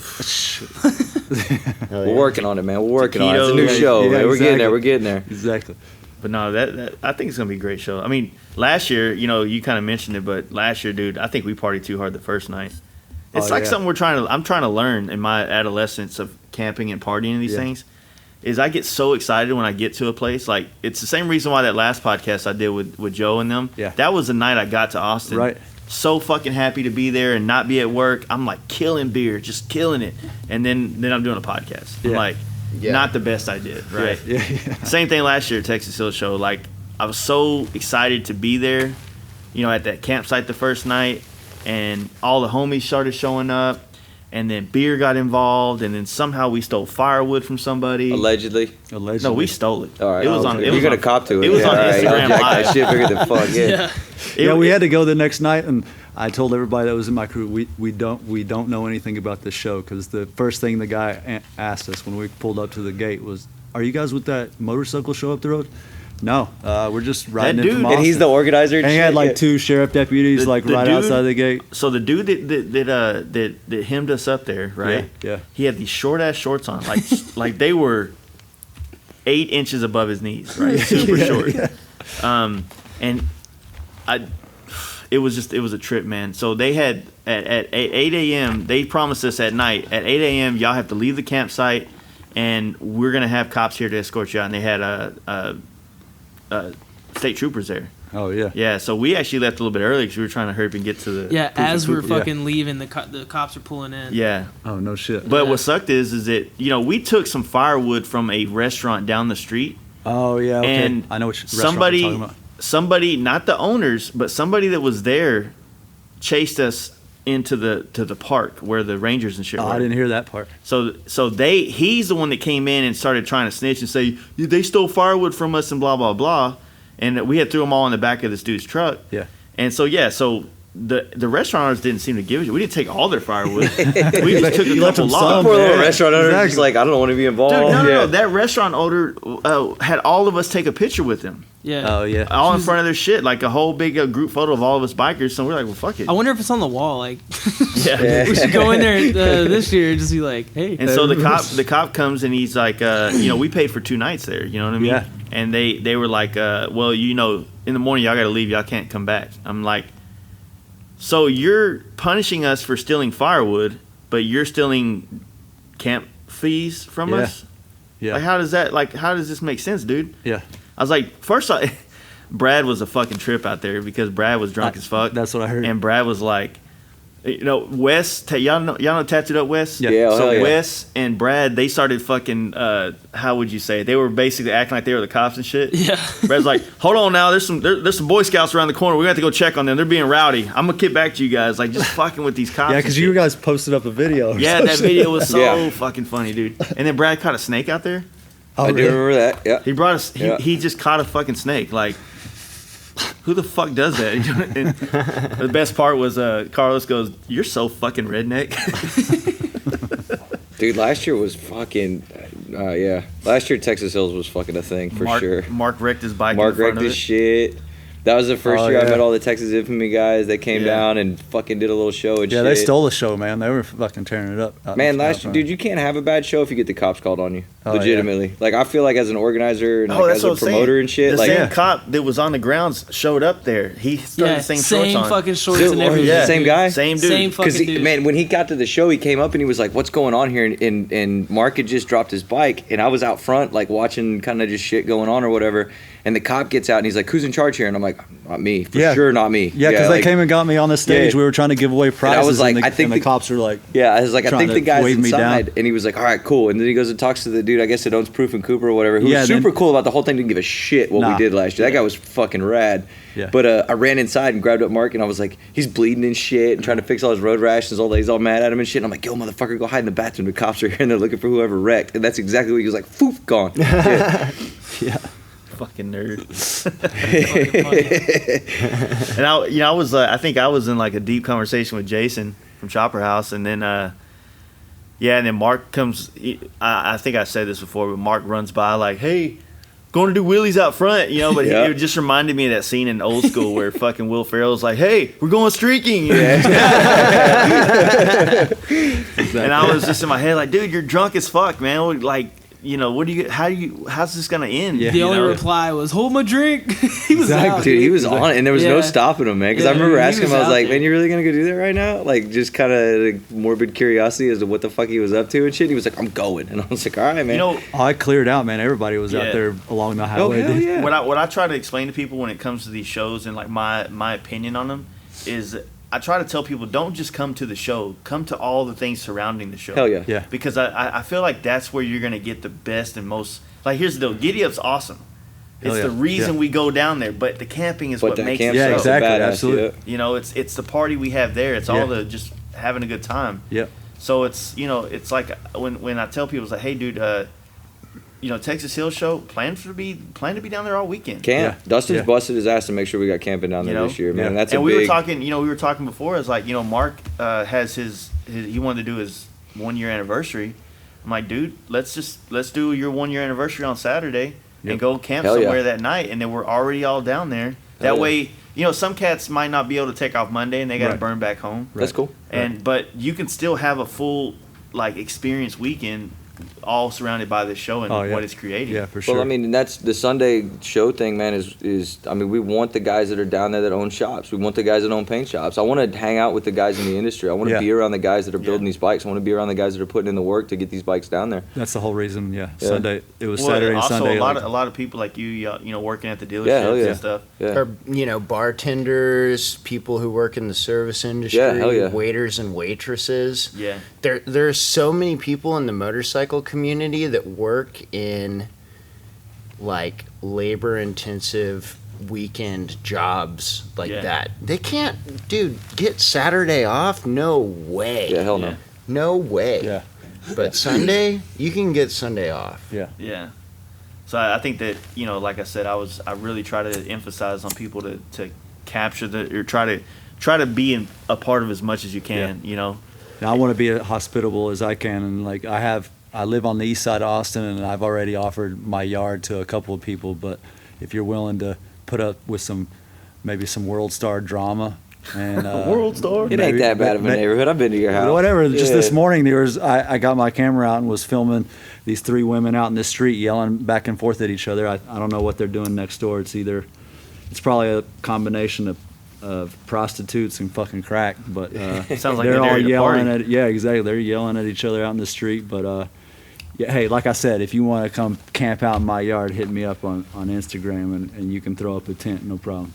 That reminds me of this lady who lives on the corner of my building. I live in an apartment, so I keep my motorcycle right next to my TV set in my living room. Mm-hmm. And there's this one lady that lives on the corner of my building, and she's like that. She's like that type of person, just real, she'll yell at you and say a bunch of shit and whatever language she feels like speaking at that moment. And she has this Ford Expedition with the most sensitive car alarm. If I just idle my bike by her car on that sidewalk, it sets the car alarm off. And it's like an aftermarket, just laying on the horn car alarm. Yeah. And every single morning when I leave, if her car's there, and every single night that I come home to put my bike in, she comes out and stands on the front porch and just screams at me. Hell yeah. You got a video of that. Well, I'm always on my bike, and she's always back inside by the time I come out. But she comes out and she's like, fucking puto on that piece of shit motorcycle. Hijo de la chingada, pinche güero. Dude, she fucking she'll just sit there and scream. It's crazy. I had the opposite, man. I had this apartment in Ramona, California, right outside of San Diego. I was in the Marine Corps, so I'm a big, bad motherfucking Marine. I'm one of America's fucking finest, right? And, man, I'm from South Texas. I don't think I ever had any interaction with any black people until I was maybe joined the Marine Corps, 18 years old. You know what I mean? It just not something that existed very often down in South Texas, just not something that came up, right? So I get this apartment, and I'm on the lower level, and the lady living above me is the most stereotypical, huge black chick, and she's fucking awesome. Fucking, her name was Mary. She was fucking cool as shit, but she had the biggest fucking crush on me. And I don't know what this bitch was doing awake at 4 a.m. every day when I had to go to work, but every fucking morning she'd be out there smoking a cigarette. She'd go, "What's up, baby? Looking good in that uniform." Like, and sexually fucking assault the shit out of me every day on the way to work. And here I am, a big old 20-year-old Marine and shit, think I'm a hard ass and shit, and every day I get in my truck and be like, fuck, one of these days she's gonna get me, man. If we can get the fuck out of here. Did it ever happen? No, fuck no. I did Dude, get if drunk. it was me, that would have happened the first day. I did get drunk one time, and I was drinking on my bottom porch, and she was upstairs and shit. And she was like, "What you doing down there, sugar?" And I was like, "Nothing." I started flirting with her and shit, and I caught myself, and I was like, "Nope, not gonna have it." I was like, "Get the fuck out of here." Exactly. I'll be like every other fucking Marine on the face of the planet, married with no income here in about fucking 6 months. I would have been like, "You ever been on a Harley?" I thought about it. I'm not gonna lie, I thought about it. Mary was just too forward, man, and I was in my early 20s. I wasn't ready for that kind of fucking thing. She'd have done it now, maybe. Yeah. Yeah. I don't have any cool stories like that. Dude, I've had some good neighbors. The ones that stabbed my ice cream man were my worst neighbors for sure. Yeah, I'm going to talk people out of wanting to camp in my yard, but the SWAT teams come twice to the fucking next door to me, fucking tear gas the fucking windows and It's shit. not that There bad, was a man. police raid in that lady I was talking about's apartment a little while ago, and I didn't see her for a while, but she's back now. Yeah. That's Yeah, a low probably grade. not for somehow long. she still But that's has an low apartment, grade, right? yeah. That's how you know Fuck. she wasn't fucking with drugs, and she was like, you know, she's probably like They turned her importing into iguanas from Honduras or some shit. You know what I mean? It's I probably don't like a know, weird man. misdemeanor wildlife violation. One night she did come over to my apartment. She was trying to talk to me, but she was super gacked out or something. I don't know what she was doing. They turned her into a snitch, But man. she was, That's why she was. came back. I think she was trying to apologize to me, but she was talking a million miles a minute, and I couldn't understand anything she was saying. And then I didn't see her for about 2 months, and then next time I saw her, she was on the porch yelling at me because I set her car alarm off on my bike again. Yeah, it's a lot of crazy shit. I don't know. I've every time I've ever lived in apartments, my bikes just get stolen. So Well, I had somebody try to steal one of my bikes For real? once. That's why I keep it in my living room now. Yeah. And I was living right around the corner. It's when I not a lived in very good apartments, area. I was broke as fuck. So I always had that third floor cheap apartment. You know what I mean? Yeah. Oh, yeah. I could save $20 a month by getting the third floor. Fuck yeah. Fuck my knees. I'll walk. Yeah, but no. So what do you think? Like, you know, like in a perfect world, where do you think that you would like to take the Hill Show? Like, as far as like, you know, what kind of goals have you guys set for it? You know, in the future. That's a D question. We're That just is. soldiers fucking following the general here. Man, you know, it's really at this point it's promoting people that are doing rad shit here in Texas, and really that's the sole purpose of this year. Like I have some ideas for next year, and collaborating with several like Texas-made companies to make it bigger next year as well. But really, it's just a promotional opportunity to help people that are doing their own thing here in this state, you know, and in the motorcycle scene, whether it's like you guys doing painter shit, doing rad shit, like bringing people like that together, and I mean, in California, obviously, it's huge and it's blowing up. You don't and really they have to promote it in California. No. It's just already a staple of people's lives. But at this point, it's I just want to, promote people that are doing cool things as far as like the vendors and sponsorship and things like that. What the future holds, we'll see. I feel like it's an ever evolving. I want it to be an evolving show. Just like this year, we've included vintage choppers, and who knows what next year is going to bring. But just keeping an open mind about it, and trying to get people that are as excited about the show as I am, and as we are, and putting it on. Like having people come on board and teaming up and hearing their ideas on maybe how to branch out and create something bigger and better is definitely what I'm open to. So that's the thoughts that I have on the show in the current state. I think one of the great focuses about it though is by opening it up to the Dyna FXR scene in Texas, and hopefully if these guys you know, come, because I know the scene's doubled since last year. I know that for a fact, just from what I'm seeing online. And I think that if these kids come out, or these guys, whoever they are, they come out and they do what we just got through talking about, have those experiences and these parties and events, and have these stories like we just kicked back, you know, they're going to be a lot more resonated into keeping that bike, instead of feeling like, oh man, you know, I got this Dyna, but man, all the guys around my town, they ride, the street glide. So I got to, as soon as my credit gets good enough, I'm trading this in. And I try to like, dude, you got a dope bike there. Yeah, exactly. Like, you have the platform in front of you. Do like, if you want a street glide, cool. But you know what? Live out that bike. You know what I mean? Like, that bike is a life. Like, wear that shit out. You know what I mean? And then whenever it's time for your life to be on a bagger, you'll be ready. Yeah. Well, but you won't be like me and feel like, fuck, man, I missed something on those Dynas. Let me go back to them. And I think the show that we're building is exactly that. It's a chance for, if you're a young kid in Houston or Dallas or San Antonio or Austin or wherever, it's a chance for you to come out and meet Jace from Fast Life Garage. It's a chance for you to come out and meet Jason from Chopper House, who's about as elusive as Bigfoot. Exactly. And that's just it. It's a chance for you to meet these guys that have been doing this, or maybe have a little bit more insight, or just see what the innovation is here in your own state. Here in your own backyard, to make that platform what you want it to be, without.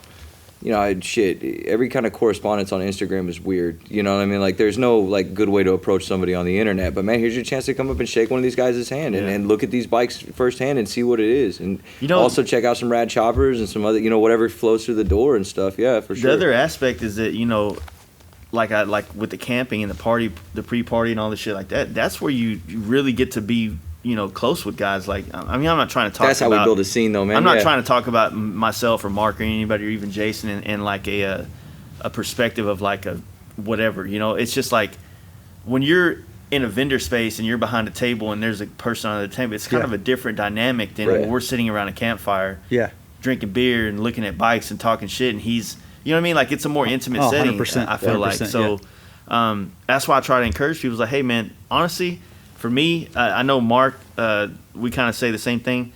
Our vendor spaces at events are just so we have somewhere to sit under the shade. Well, I have to say something about Ken at Harborside Cycles down in Galveston. Like, that guy's super outgoing and going down to a big rally like the Lone Star Rally down in Galveston. Some people are a little intimidated by going to these big rallies. Maybe they don't have anybody to ride down there with, so they're not really interested in going down there. But like Ken and these other guys that have shops similar to his, we got to hang out at his shop all day. Dude, we invaded his place this year. Exactly. And he was super you and your dad, hospitable.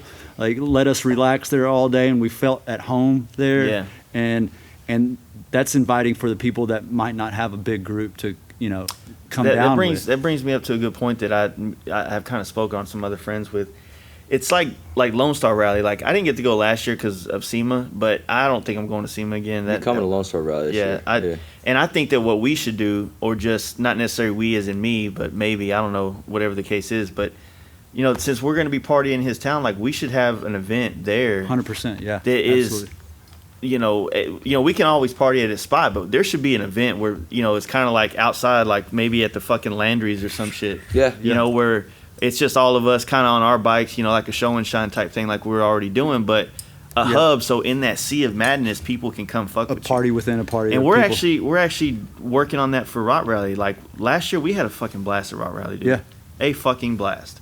And that's intimidating for a lot of people. It is, because there's so many things going on. And the argument is this, and the argument is this simple. Like, look, every event has a different dynamic, a different vibe. And you know what Rot Rallies is? It's just fucking partying. It's like the campsite all day. It's like, you don't go to Rot Rally, to the grounds is what I'm talking about. You don't go there thinking like, oh man, I'm going to go ride bikes. No. That's not what this is. If you want to ride bikes, don't come here. But if, you're going to miss out on what's great about this.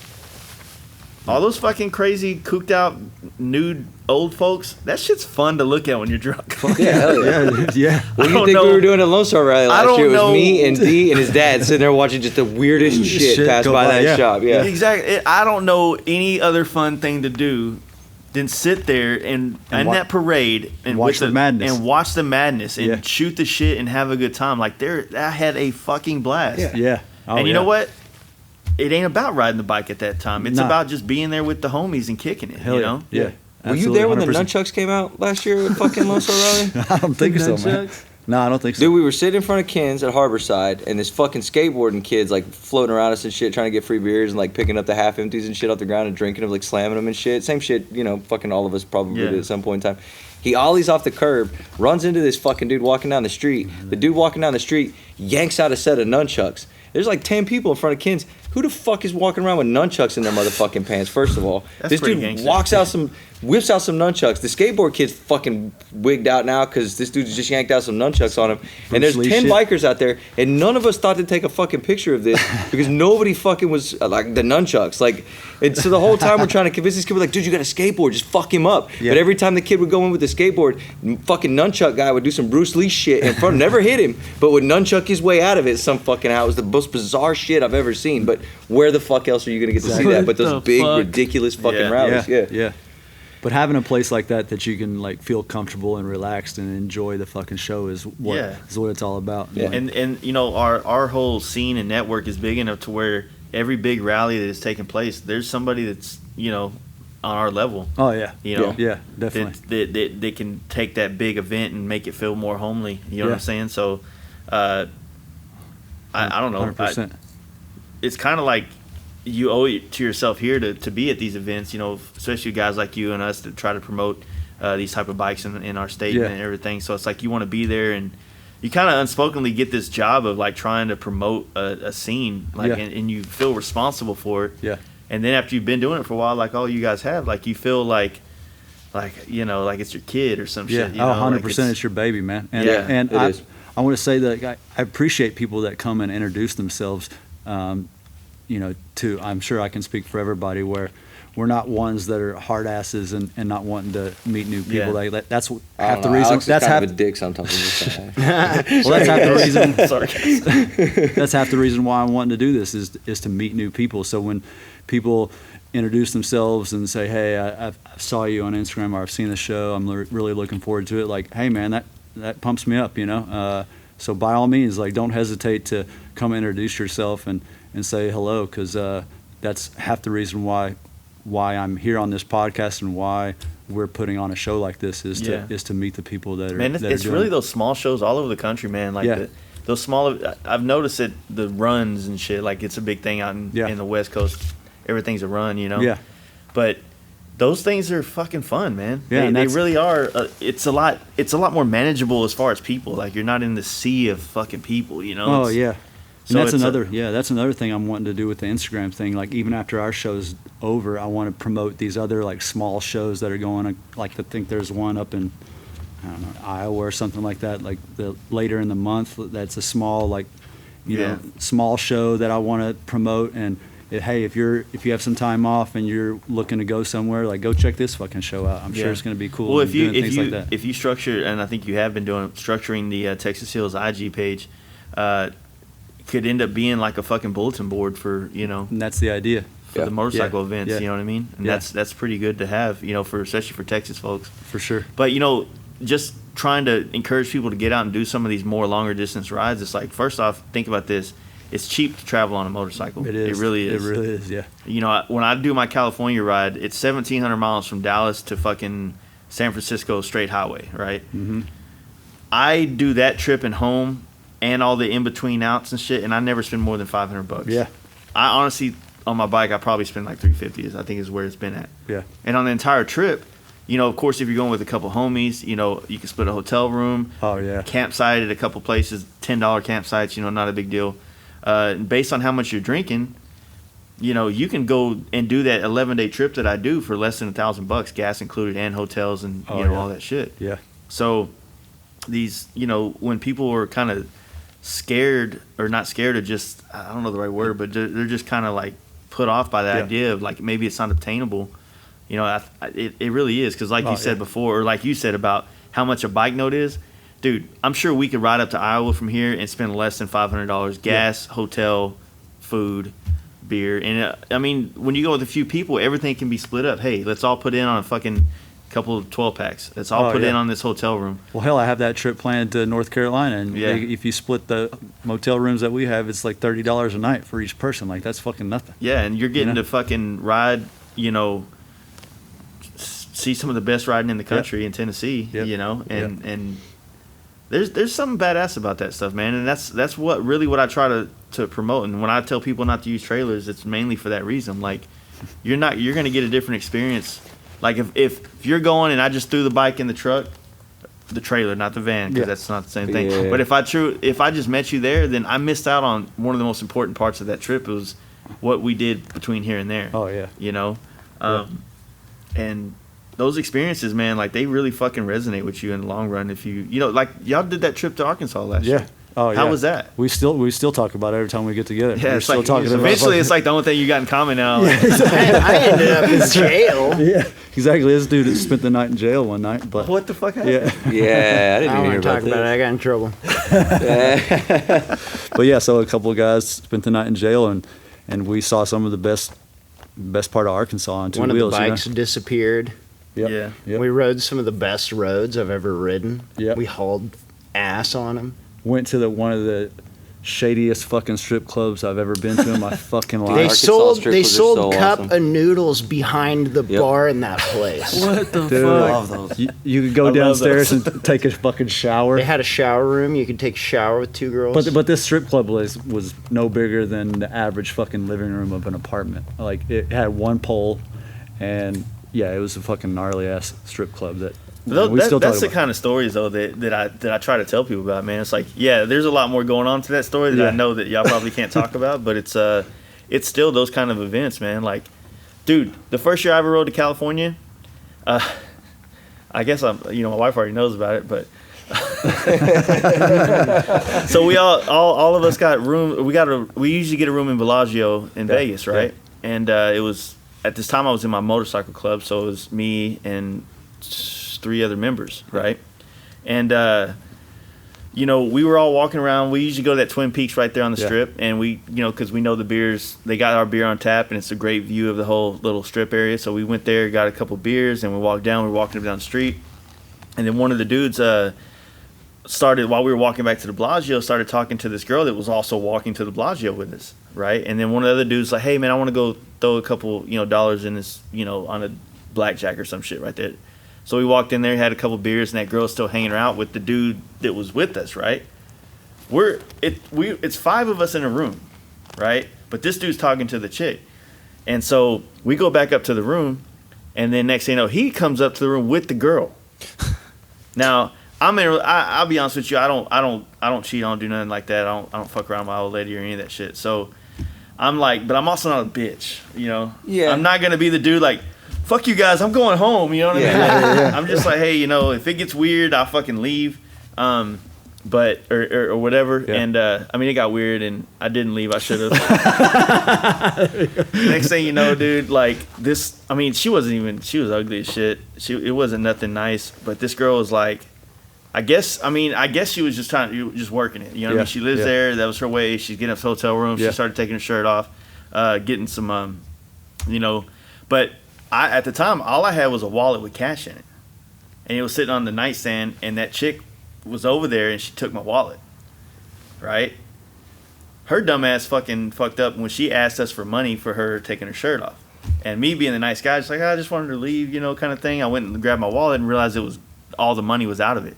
I'm like, so I hit up the other dude. I was like, hey, man, this chick just took all my money. All my money. I had no money to get home. Right? $700-something. Cash and my ID, and so I'm like freaking out. I'm like, how the fuck? Like, I can't. How do you get your money back from a chick that stole it from you, right? Yeah. My answer is not very politically correct, so yeah. Yeah. Oh, it got that way. Yeah. So one of the dudes ended up fake calling. Like, we ended up cornering the room, which had to be scary for her. Fucking 5 dudes. She was probably used to that. She probably gets She'd railed been out by of 5 it for dudes. $750. Yeah. Yeah. So I ended up saying, hey, I'm not trying to be a dick, man, but you're not getting out of here with my money. You know what I mean? And she's like, what money? And I was like, we don't have to play this. So she like calls like somebody like, I'm in this room with these guys, and then my buddy goes, he fake calls the front desk because we're both in the wrong here. You know what I mean? Yeah. So he fake calls the front desk, and she flips out, and she and a lot of in between. But then she finally pulls out my cash and goes, here's the deal, and I'm only going to give you 200 of this back. And then my buddy from behind just comes back behind her and just snatches all of it out of her pocket. I was holding the door. I opened the door. He fucking Molly kicked her wherever. 300 that chick out the door. It was a mess. It was a mess. God damn. Dude, the Vegas girls is rough. Yeah, The Reno what ones the are bad part rougher. is? The Reno one would have stabbed you. Yeah. Yeah. The bad part of the whole trip is that while she was taking her shirt off, one of these fucking dudes in the room decided to use my phone to take pictures of this shit. What's your boy for if he's not your boy all the time? And of course I deleted everything, but then this is when iPhones did the new update where they had deleted pictures. Like you have to delete the picture again. Got to go to the folder. Yeah, my wife saw that. It wasn't all that great. Even though I didn't in standards of what you would do if you went to a strip club, I did nothing like that. Yeah. Right? Yeah. But, shoes were on the feet. I'd be like, what the fuck is this dude's junk all out in your fucking, you know what I mean? It's just a bad look, right? But she kept me, so. And now you got a story. You got a Vegas Yeah, story you out got of a it. fucking Yeah. story. Yeah. There you go. Vegas has killed She many doesn't like marriages. talking about it, so. Vegas has killed many marriages. Your survived is Yeah. probably stronger than most. Yeah, it was a crazy deal, man. It was a sketchy thing too, man, because I never got my ID back, so I'm like waiting one day some big black dude's gonna come here from, hey man, you got that money from that girl or some shit. Shit. Right. It was a crazy. Shit. It was a There's crazy some time. 20-year-old kid buying beer with it right now in fucking Fremont Street. Yeah, they probably fucking pawned it off. Yeah. Yeah. But yeah, that was the first year, and ever since then, like she ended up letting us go back, so we've gone back to like 2 more times since then. But hasn't been the same experience. We've been kind of smart about not letting that happen again. Yeah. I'm going to Vegas with you next time, if nothing else. It sounds pretty entertaining. Yeah. I mean, I don't know. I'm an old fuck. I'm here for the experience. I like going on all those trips, man. Like last year we went with Austin and Mason. Yeah. Yeah. You guys. And Austin didn't drink, so that was fun, but it could have been funner if he Man, drank. I like those kids, man. They're fun, man. They're cool. Austin's cool. Mason's cool as shit. They're both cool. Yeah, Good old Houston we kids. were at Twin Peaks. It's kind of like a tradition. We go to the same hotel. We go to Twin Peaks, and we get shit faced and we walk down the street and get even worse. Yeah. It's Vegas. That's Yeah. what you Yeah. do. Yeah. That's why I don't go to Vegas anymore. Cause my stories are never going to be told. I don't leave that fucking city. But see, we get there when we get to Vegas. We usually get in there at like 6, 7, 8, 9 o'clock at night.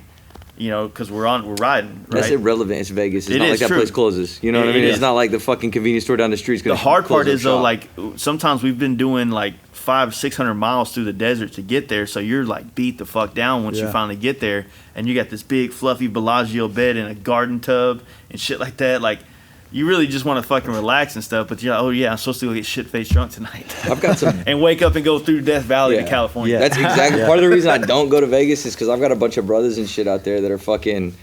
Man, they're like, they've all got like these crazy fucking jobs. I think at one point in time they were raffling off a Maserati. Like, who the fuck raffles off a Maserati? But that's why I don't go there, is because they're all door guys at like the pool parties that everyone wants to get into and shit like that. So I know I can go anywhere, and that's a horrible fucking thing for me. I need those boundaries in life. Otherwise, I will fucking kill myself. Or be banned from fucking the MGM like I am right now for life. But you know what I mean? Shit happens. But another thing though is like since we've been doing those trips for the last couple of years, like we've made some fucking dope friends in other cities. You know what I'm saying? So And that's what it's about. yeah, and that's what gets real cool. And then it's even better when you make those friends and then they actually come to a show like Giddy Up, or they come to Texas Hills or whatever the case may be, and then you're like kicking with these dudes again. You know what I mean? In another setting, it's like fuck yeah, now it's like solid. You know what I mean? Yeah, exactly. So I don't know, man. The motorcycle life has been good to me. Let's just say that it's really gave me a lot of great memories and perspective. I lost a letter in there, and then all that type of shit, man. Oh, yeah. Well, that's just it, man. It's our community, you know, and we make we give out what we want to get back out of it, and in all aspects you too. give out good vibes, man. You give out good shit, and I hate that fucking term, good vibes, because it's bullshit. But you give out the respect and the shit that you need to do on the fucking road, and you will get that in return, man. And that comes with. You're always more than welcome in Houston. You know what I mean? You know that. You know what I mean? I would always love to have you at the house. You're always more than welcome to come down and bullshit. You know that these guys, I know I'm always welcome in Austin. I bother them constantly. You know what I mean? And get Alex to go drink beers with me at the Darlin for no reason. Like, but that's just it. I have like hope that all of us are doing that. Ladies, don't let your boyfriends hang out with Zombie Mike. That's not true, man. It was not a bad day. I have like tiers of friendships in my life, and there's like the guy that I've only rode with in one time zone, and the guy with two, and a guy that I've ridden all time zones with. Yeah. And there's only one other person that I've ever ridden in every time zone with, and he lives in North Carolina now. Yeah. And but there's guys like Joseph, the one that was on the last podcast. Yeah, hell yeah. That I've literally kicked it with him in California twice, Sturgis, Daytona, fucking partied our asses off. Dude, he loved Giddy Up. You know what I'm saying? Oh, yeah. Yeah, I know he did. Yeah. I'm leaving Giddy Up. Dude, he was in I'm his going fucking down underwear. the fucking road in my motherfucking truck. Fucking hung the fuck over. I'm getting the fuck out of there. I'm going to the Darlin. I need to get more beer in me to sober up enough to get home. Who pulls up next to me? Joseph. And the first words out of his mouth were, "Fuck yeah, bro, what a weekend." And boom, he's off on a fucking FXR. That was my last Giddy Up experience this year. Right on. And that's what it's about, man. Is like I said, you start catching and meeting all these cats like that, and you start living. It really does get crazy, because me and Joseph, when, like I said, which I probably shouldn't talk about in this podcast much, but like I said, I met him, and then next thing you know, this dude stopped at my house one day, and he crashed because he was on his way back to Milwaukee from Austin, and dude, we sat up till 4 a.m. just shooting shit. You know what I mean? Yeah. And he went and crashed. I never saw him again. You know what I mean? Because I sleep late, so and that's kind of what it's about. It's like those conversations you have in the garage or on the front porch or at the little Darlin or whatever the case may be. We might all have the best advice to give each other, but it sure does feel good. Time, man. Yeah, it's a damn good time. Feels real good. Yeah, for sure. So what's the Texas Hill Show, man? So Sunday, May 6th at Albert Ice House. You can check out all the updates at TXHills_cycle show on Instagram. We'll be posting all the latest information on there for sure. But yeah, we'll probably kick it off. What vendors what people for sure they're going to be out there other than like me and Mark? Ken from Harborside will be out there. Knives Made by Nick will be out there. Accelerated Customs from South Austin will be out there. Busted Knuckles stunt show. Oh, so Tony's going to be there? Hell yeah. Yeah, they're performing the day before at the San Antonio store. We're going to have, I think, the San Marcos chapter Banditos are going to come. Ham High Customs. Ham High, yeah, Justin. Yeah. He'll be out there. Yeah, Tony's rad. Tony actually crashed at our campsite through Giddy Up. He's funny ass dude, actually. I love that dude. We somehow didn't see each other at all at Giddy Up, but yeah, I love that dude. He's tight. Yeah, he's fun. Chopper House, of course, will be out there. Chopper House will be there, and you might actually get to meet the guy that makes the shit and designs it and puts it in his head. I think he's going to come down. So don't hold your breath. This new company, Death Hawk, guys that are making T-shirts and probably going to start doing some parts and things like that. They'll be there. We have about, I think, right now that I have solid on the books is about 18 vendors right now. So how does the whole camping on site work? He has several acres right behind the actual bar area, like several acres, and there's actually a river along the far back end of it as well. But yeah, basically there's plenty of space, so don't feel like you're not going to have any room. So how are we going to do the after 2 a.m. thing? So the bar stays open till 2. Okay, so then after that, and then after that, it's like we'll figure it out. Yeah, exactly. We do ask that. Well, you gotta keep it cool. Don't pull a Jace last year and. There'll be plenty of firewood. It's all good, man. Plenty of firewood. Yeah. But man, be cool. You know what I mean? I don't give a shit about firewood, but we do have to respect their liquor license. Yeah. That's one of those things. To be respectful. Yeah. Right. 100%. I think it'll work. I think we're all. Yeah, we'll be all right. Coherent enough to take care of. I don't know. We'll see. Yeah. What time does the show start though? Around 2. 2. Yeah. Starts at 2. What time? I'm gonna show up at 4. Yeah. Right on. Yeah. I don't know. Yeah, 2 o'clock. That's gonna be a long day. Yeah, it gives people plenty of time to. We'll probably what time's all the be band camping start there though? Saturday night, so we'll probably all be there already. Yeah. Yeah. If we can camp Saturday night, we'll be there Saturday night. Yeah. For sure. I'll definitely post an update. Well, if it's far, if you set the Saturday. camping far enough away from the actual place, then we'd probably be fine. You said he has all those acres. Yeah, if he made a designated area in the back somewhere. Right. Have we asked if we can camp Saturday night? I asked him, and he originally asked how many people, and that's one of those things like, hell, I don't know. It could be a dozen people, or it could be the Giddy Up 100. campsite. Yeah, it could be crazy. So it's like one of those things. So if enough people.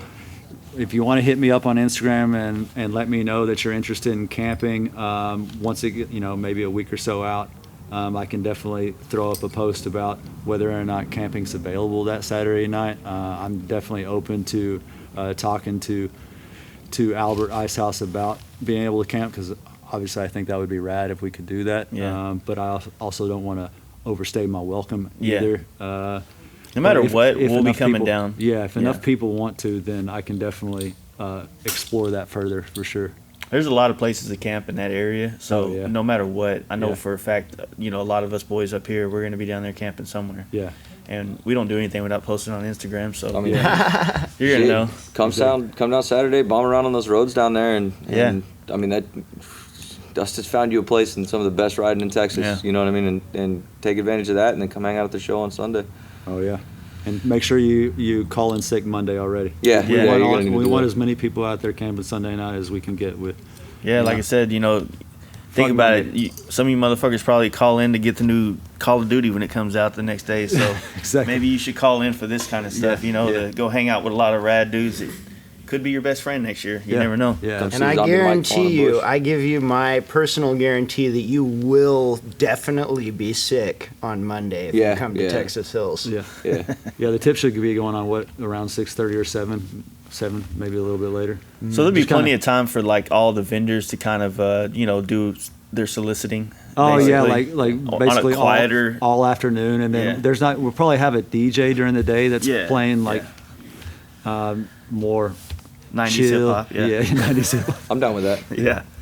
But Crazy Spears. Fuck yeah. I just want Crazy Town one time. One time. Yeah, you get that fucking that story I sent you when me and my old lady was in the car? It maybe I got it on my Spotify. It's on my fucking playlist right now for Spotify. No, Crazy Town might be the greatest band of our generation. Me and you talked about this. Yeah. We had a long talk. We had a whole podcast with that, I think. Yeah. But no, that's cool. So is there any does it cost anything for people coming in? It's completely free. 100% free. What about the camping and shit? Nope. Just bring your tent, man. Bring yourself. Have a good time, man. That's it, dude. You can't ask for a better fucking thing than that. I don't think any of the guys just bring gas money and beer money. That's all you need. Exactly. 100%. None of us here are trying to make $1 million doing this. You know what I mean? We're doing it for a community, and we're doing it for a scene and to build something. Yeah. That's cool. Well, anything else, dudes? Man, that's it. We'll see you Sunday, May 6th. Come out and have a good time with us. We look forward to it. Bring your big wheel baggers. Let's go. There you go. Crotch rockets. Hell yeah. Fuck. Hell yeah, dude. Right on. Fucking worldwide. That was weird. So, I don't know what the fuck Jace is doing. Pretty sure he's in the bathroom. Hey, yo! Yeah. We're live. Oh, we're already live? Yeah. Welcome back to Our Voices. Congratulations for finishing the entire fucking podcast. Glad you made it here. We have some treats for you. I'm lying. We don't. But I'm glad you listened to the whole thing. You should leave some feedback on our iTunes. Yes, please do that. Also, probably important for you guys to know, you can find Texas Hills on IG at Texas Hills_cycle show. I'm pretty sure they're gonna, once the show's even over, they're gonna still host a lot of group rides, things like that, and maybe even get involved in some other types of events later this year. So follow them on IG. Also, I want to thank our new Patreon subscribers, Bob Bristol, $10. Thank you, homie. We appreciate that shit. Fucking baller right there. Chris Gollop, I think is how you say it. Appreciate your input as well. Means a lot to us, even though we haven't got anything to give you guys yet for it. We're working on it. Trust me, we are. We've got a couple of things for you, actually. I'll tell you right now what we got. We got the stuff that we're doing, these things, absolutely doing them. Yeah, 100%. Don't listen to Jesse's full of shit. But you know what? Since we haven't quite got time, had enough time yet to really figure out some shit. I think we will go ahead and do is we're gonna try to maybe give something away for one of you guys. Not sure what yet. I was about to say I don't. But we're gonna try to give you something. So maybe like a monthly prize thing, something. I don't fucking know. We're gonna do something for you. How are we gonna give a monthly prize to everybody? You don't give a monthly prize. You give it like a drawing for someone that's our Patreon. So like you take everybody on there, you put them on a hat, and you fucking pull a name, and you say, "Hey, dude, you're the lucky one this month." And hey, right dude, now the odds are pretty good since there's only like 20, maybe even 30 people. I don't even think it's that many. I think it's only like 20 people. So yeah, what if we gave something away that I'm not gonna say anything right now and be married to it? Like a don't say anything. Like a Because I'm thinking big, but our budget might be, our $20. Our budget's low. It sucks. Like What if he subscribed $20 or some shit, and he's like, like our subscribers, like right now, I think we're at $70, right, or 60 something bucks, but we give away a $300 item. It's like, kind of defeated the purpose. We're fucking ourselves right now. But we're trying to think of something cool. Maybe we can get some of our. We'll print our Drunkcast to cassette, and just hand them out, give them out to these motherfuckers. Yeah, we're just trying to figure out how to let some of our other content we have out to where just you guys would get it, because I don't really know how to do that. I'm trying to search and figure that shit out. But if anything, those things are entertaining. If you don't mind listening to some drunk people talk shit. Dude, I think they're fucking awesome. I don't know. I'm almost over telling everybody how awesome they are, because they're never gonna get to fucking listen to them, because we keep bullshitting over here. We should release the first one we ever did with Zombie Mike. That was not Zombie Mike, but FXR Mike. Yeah. Totally. Anyway, fucking into that. Don't forget to check out TexasPerformanceMC.com and on IG, MCShopTees.com and on IG, and we have a new sponsor, but we're waiting on our info. So just to give them a quick little plug, HPI, Horsepower Inc. They sent us a pretty dope swag bag with some hoodie, t-shirts, stickers, all that kind of cool shit. I've got the hoodie on right now. And we're actually, as soon as we get time, which if you heard the beginning of this podcast, we don't seem to have any of. Me and Jesse are going to try to ride up to Indianapolis to catch up with these guys and shoot a podcast with them. Maybe if we can, we'll stop in and check out some other people on the way. That way we can get some good content from some known industry folks. But, like I said, that's just a matter of, getting some time, which honestly it looks like it might be June when we could do that. Mm-hmm. Which is still going to be a bitch. Mm-hmm. Basically, we have to do 1,000 miles there and back in like 3 days. I'm just going to call him. Weak motherfucker. Anyway. Appreciate you guys for checking us out again. Tell your homies about it. Share it on IG. Just help us out. No, I'm good. Y'all been doing a lot, man. We appreciate it. We appreciate all the shares, all the info, all the guys hitting us up, telling us they dug it, they liked it. I don't know if you guys saw the Hang 'em High Customs did a fucking 6-minute video talking about our podcast, which we completely appreciate that shit, homie. I was so flattered. Yeah, super dope. We appreciate all that stuff, man. It's awesome. It really is. So if we can just keep talking for 9 more minutes, we'll be at 2 hours exactly, and I'll feel way better about myself. 2 hours exactly. Yeah. I don't know what to feel with that, though. Yeah. No, I think we should just probably end it. Nah, man. We got this. Yeah. All right, guys. We'll see you guys next week. Later.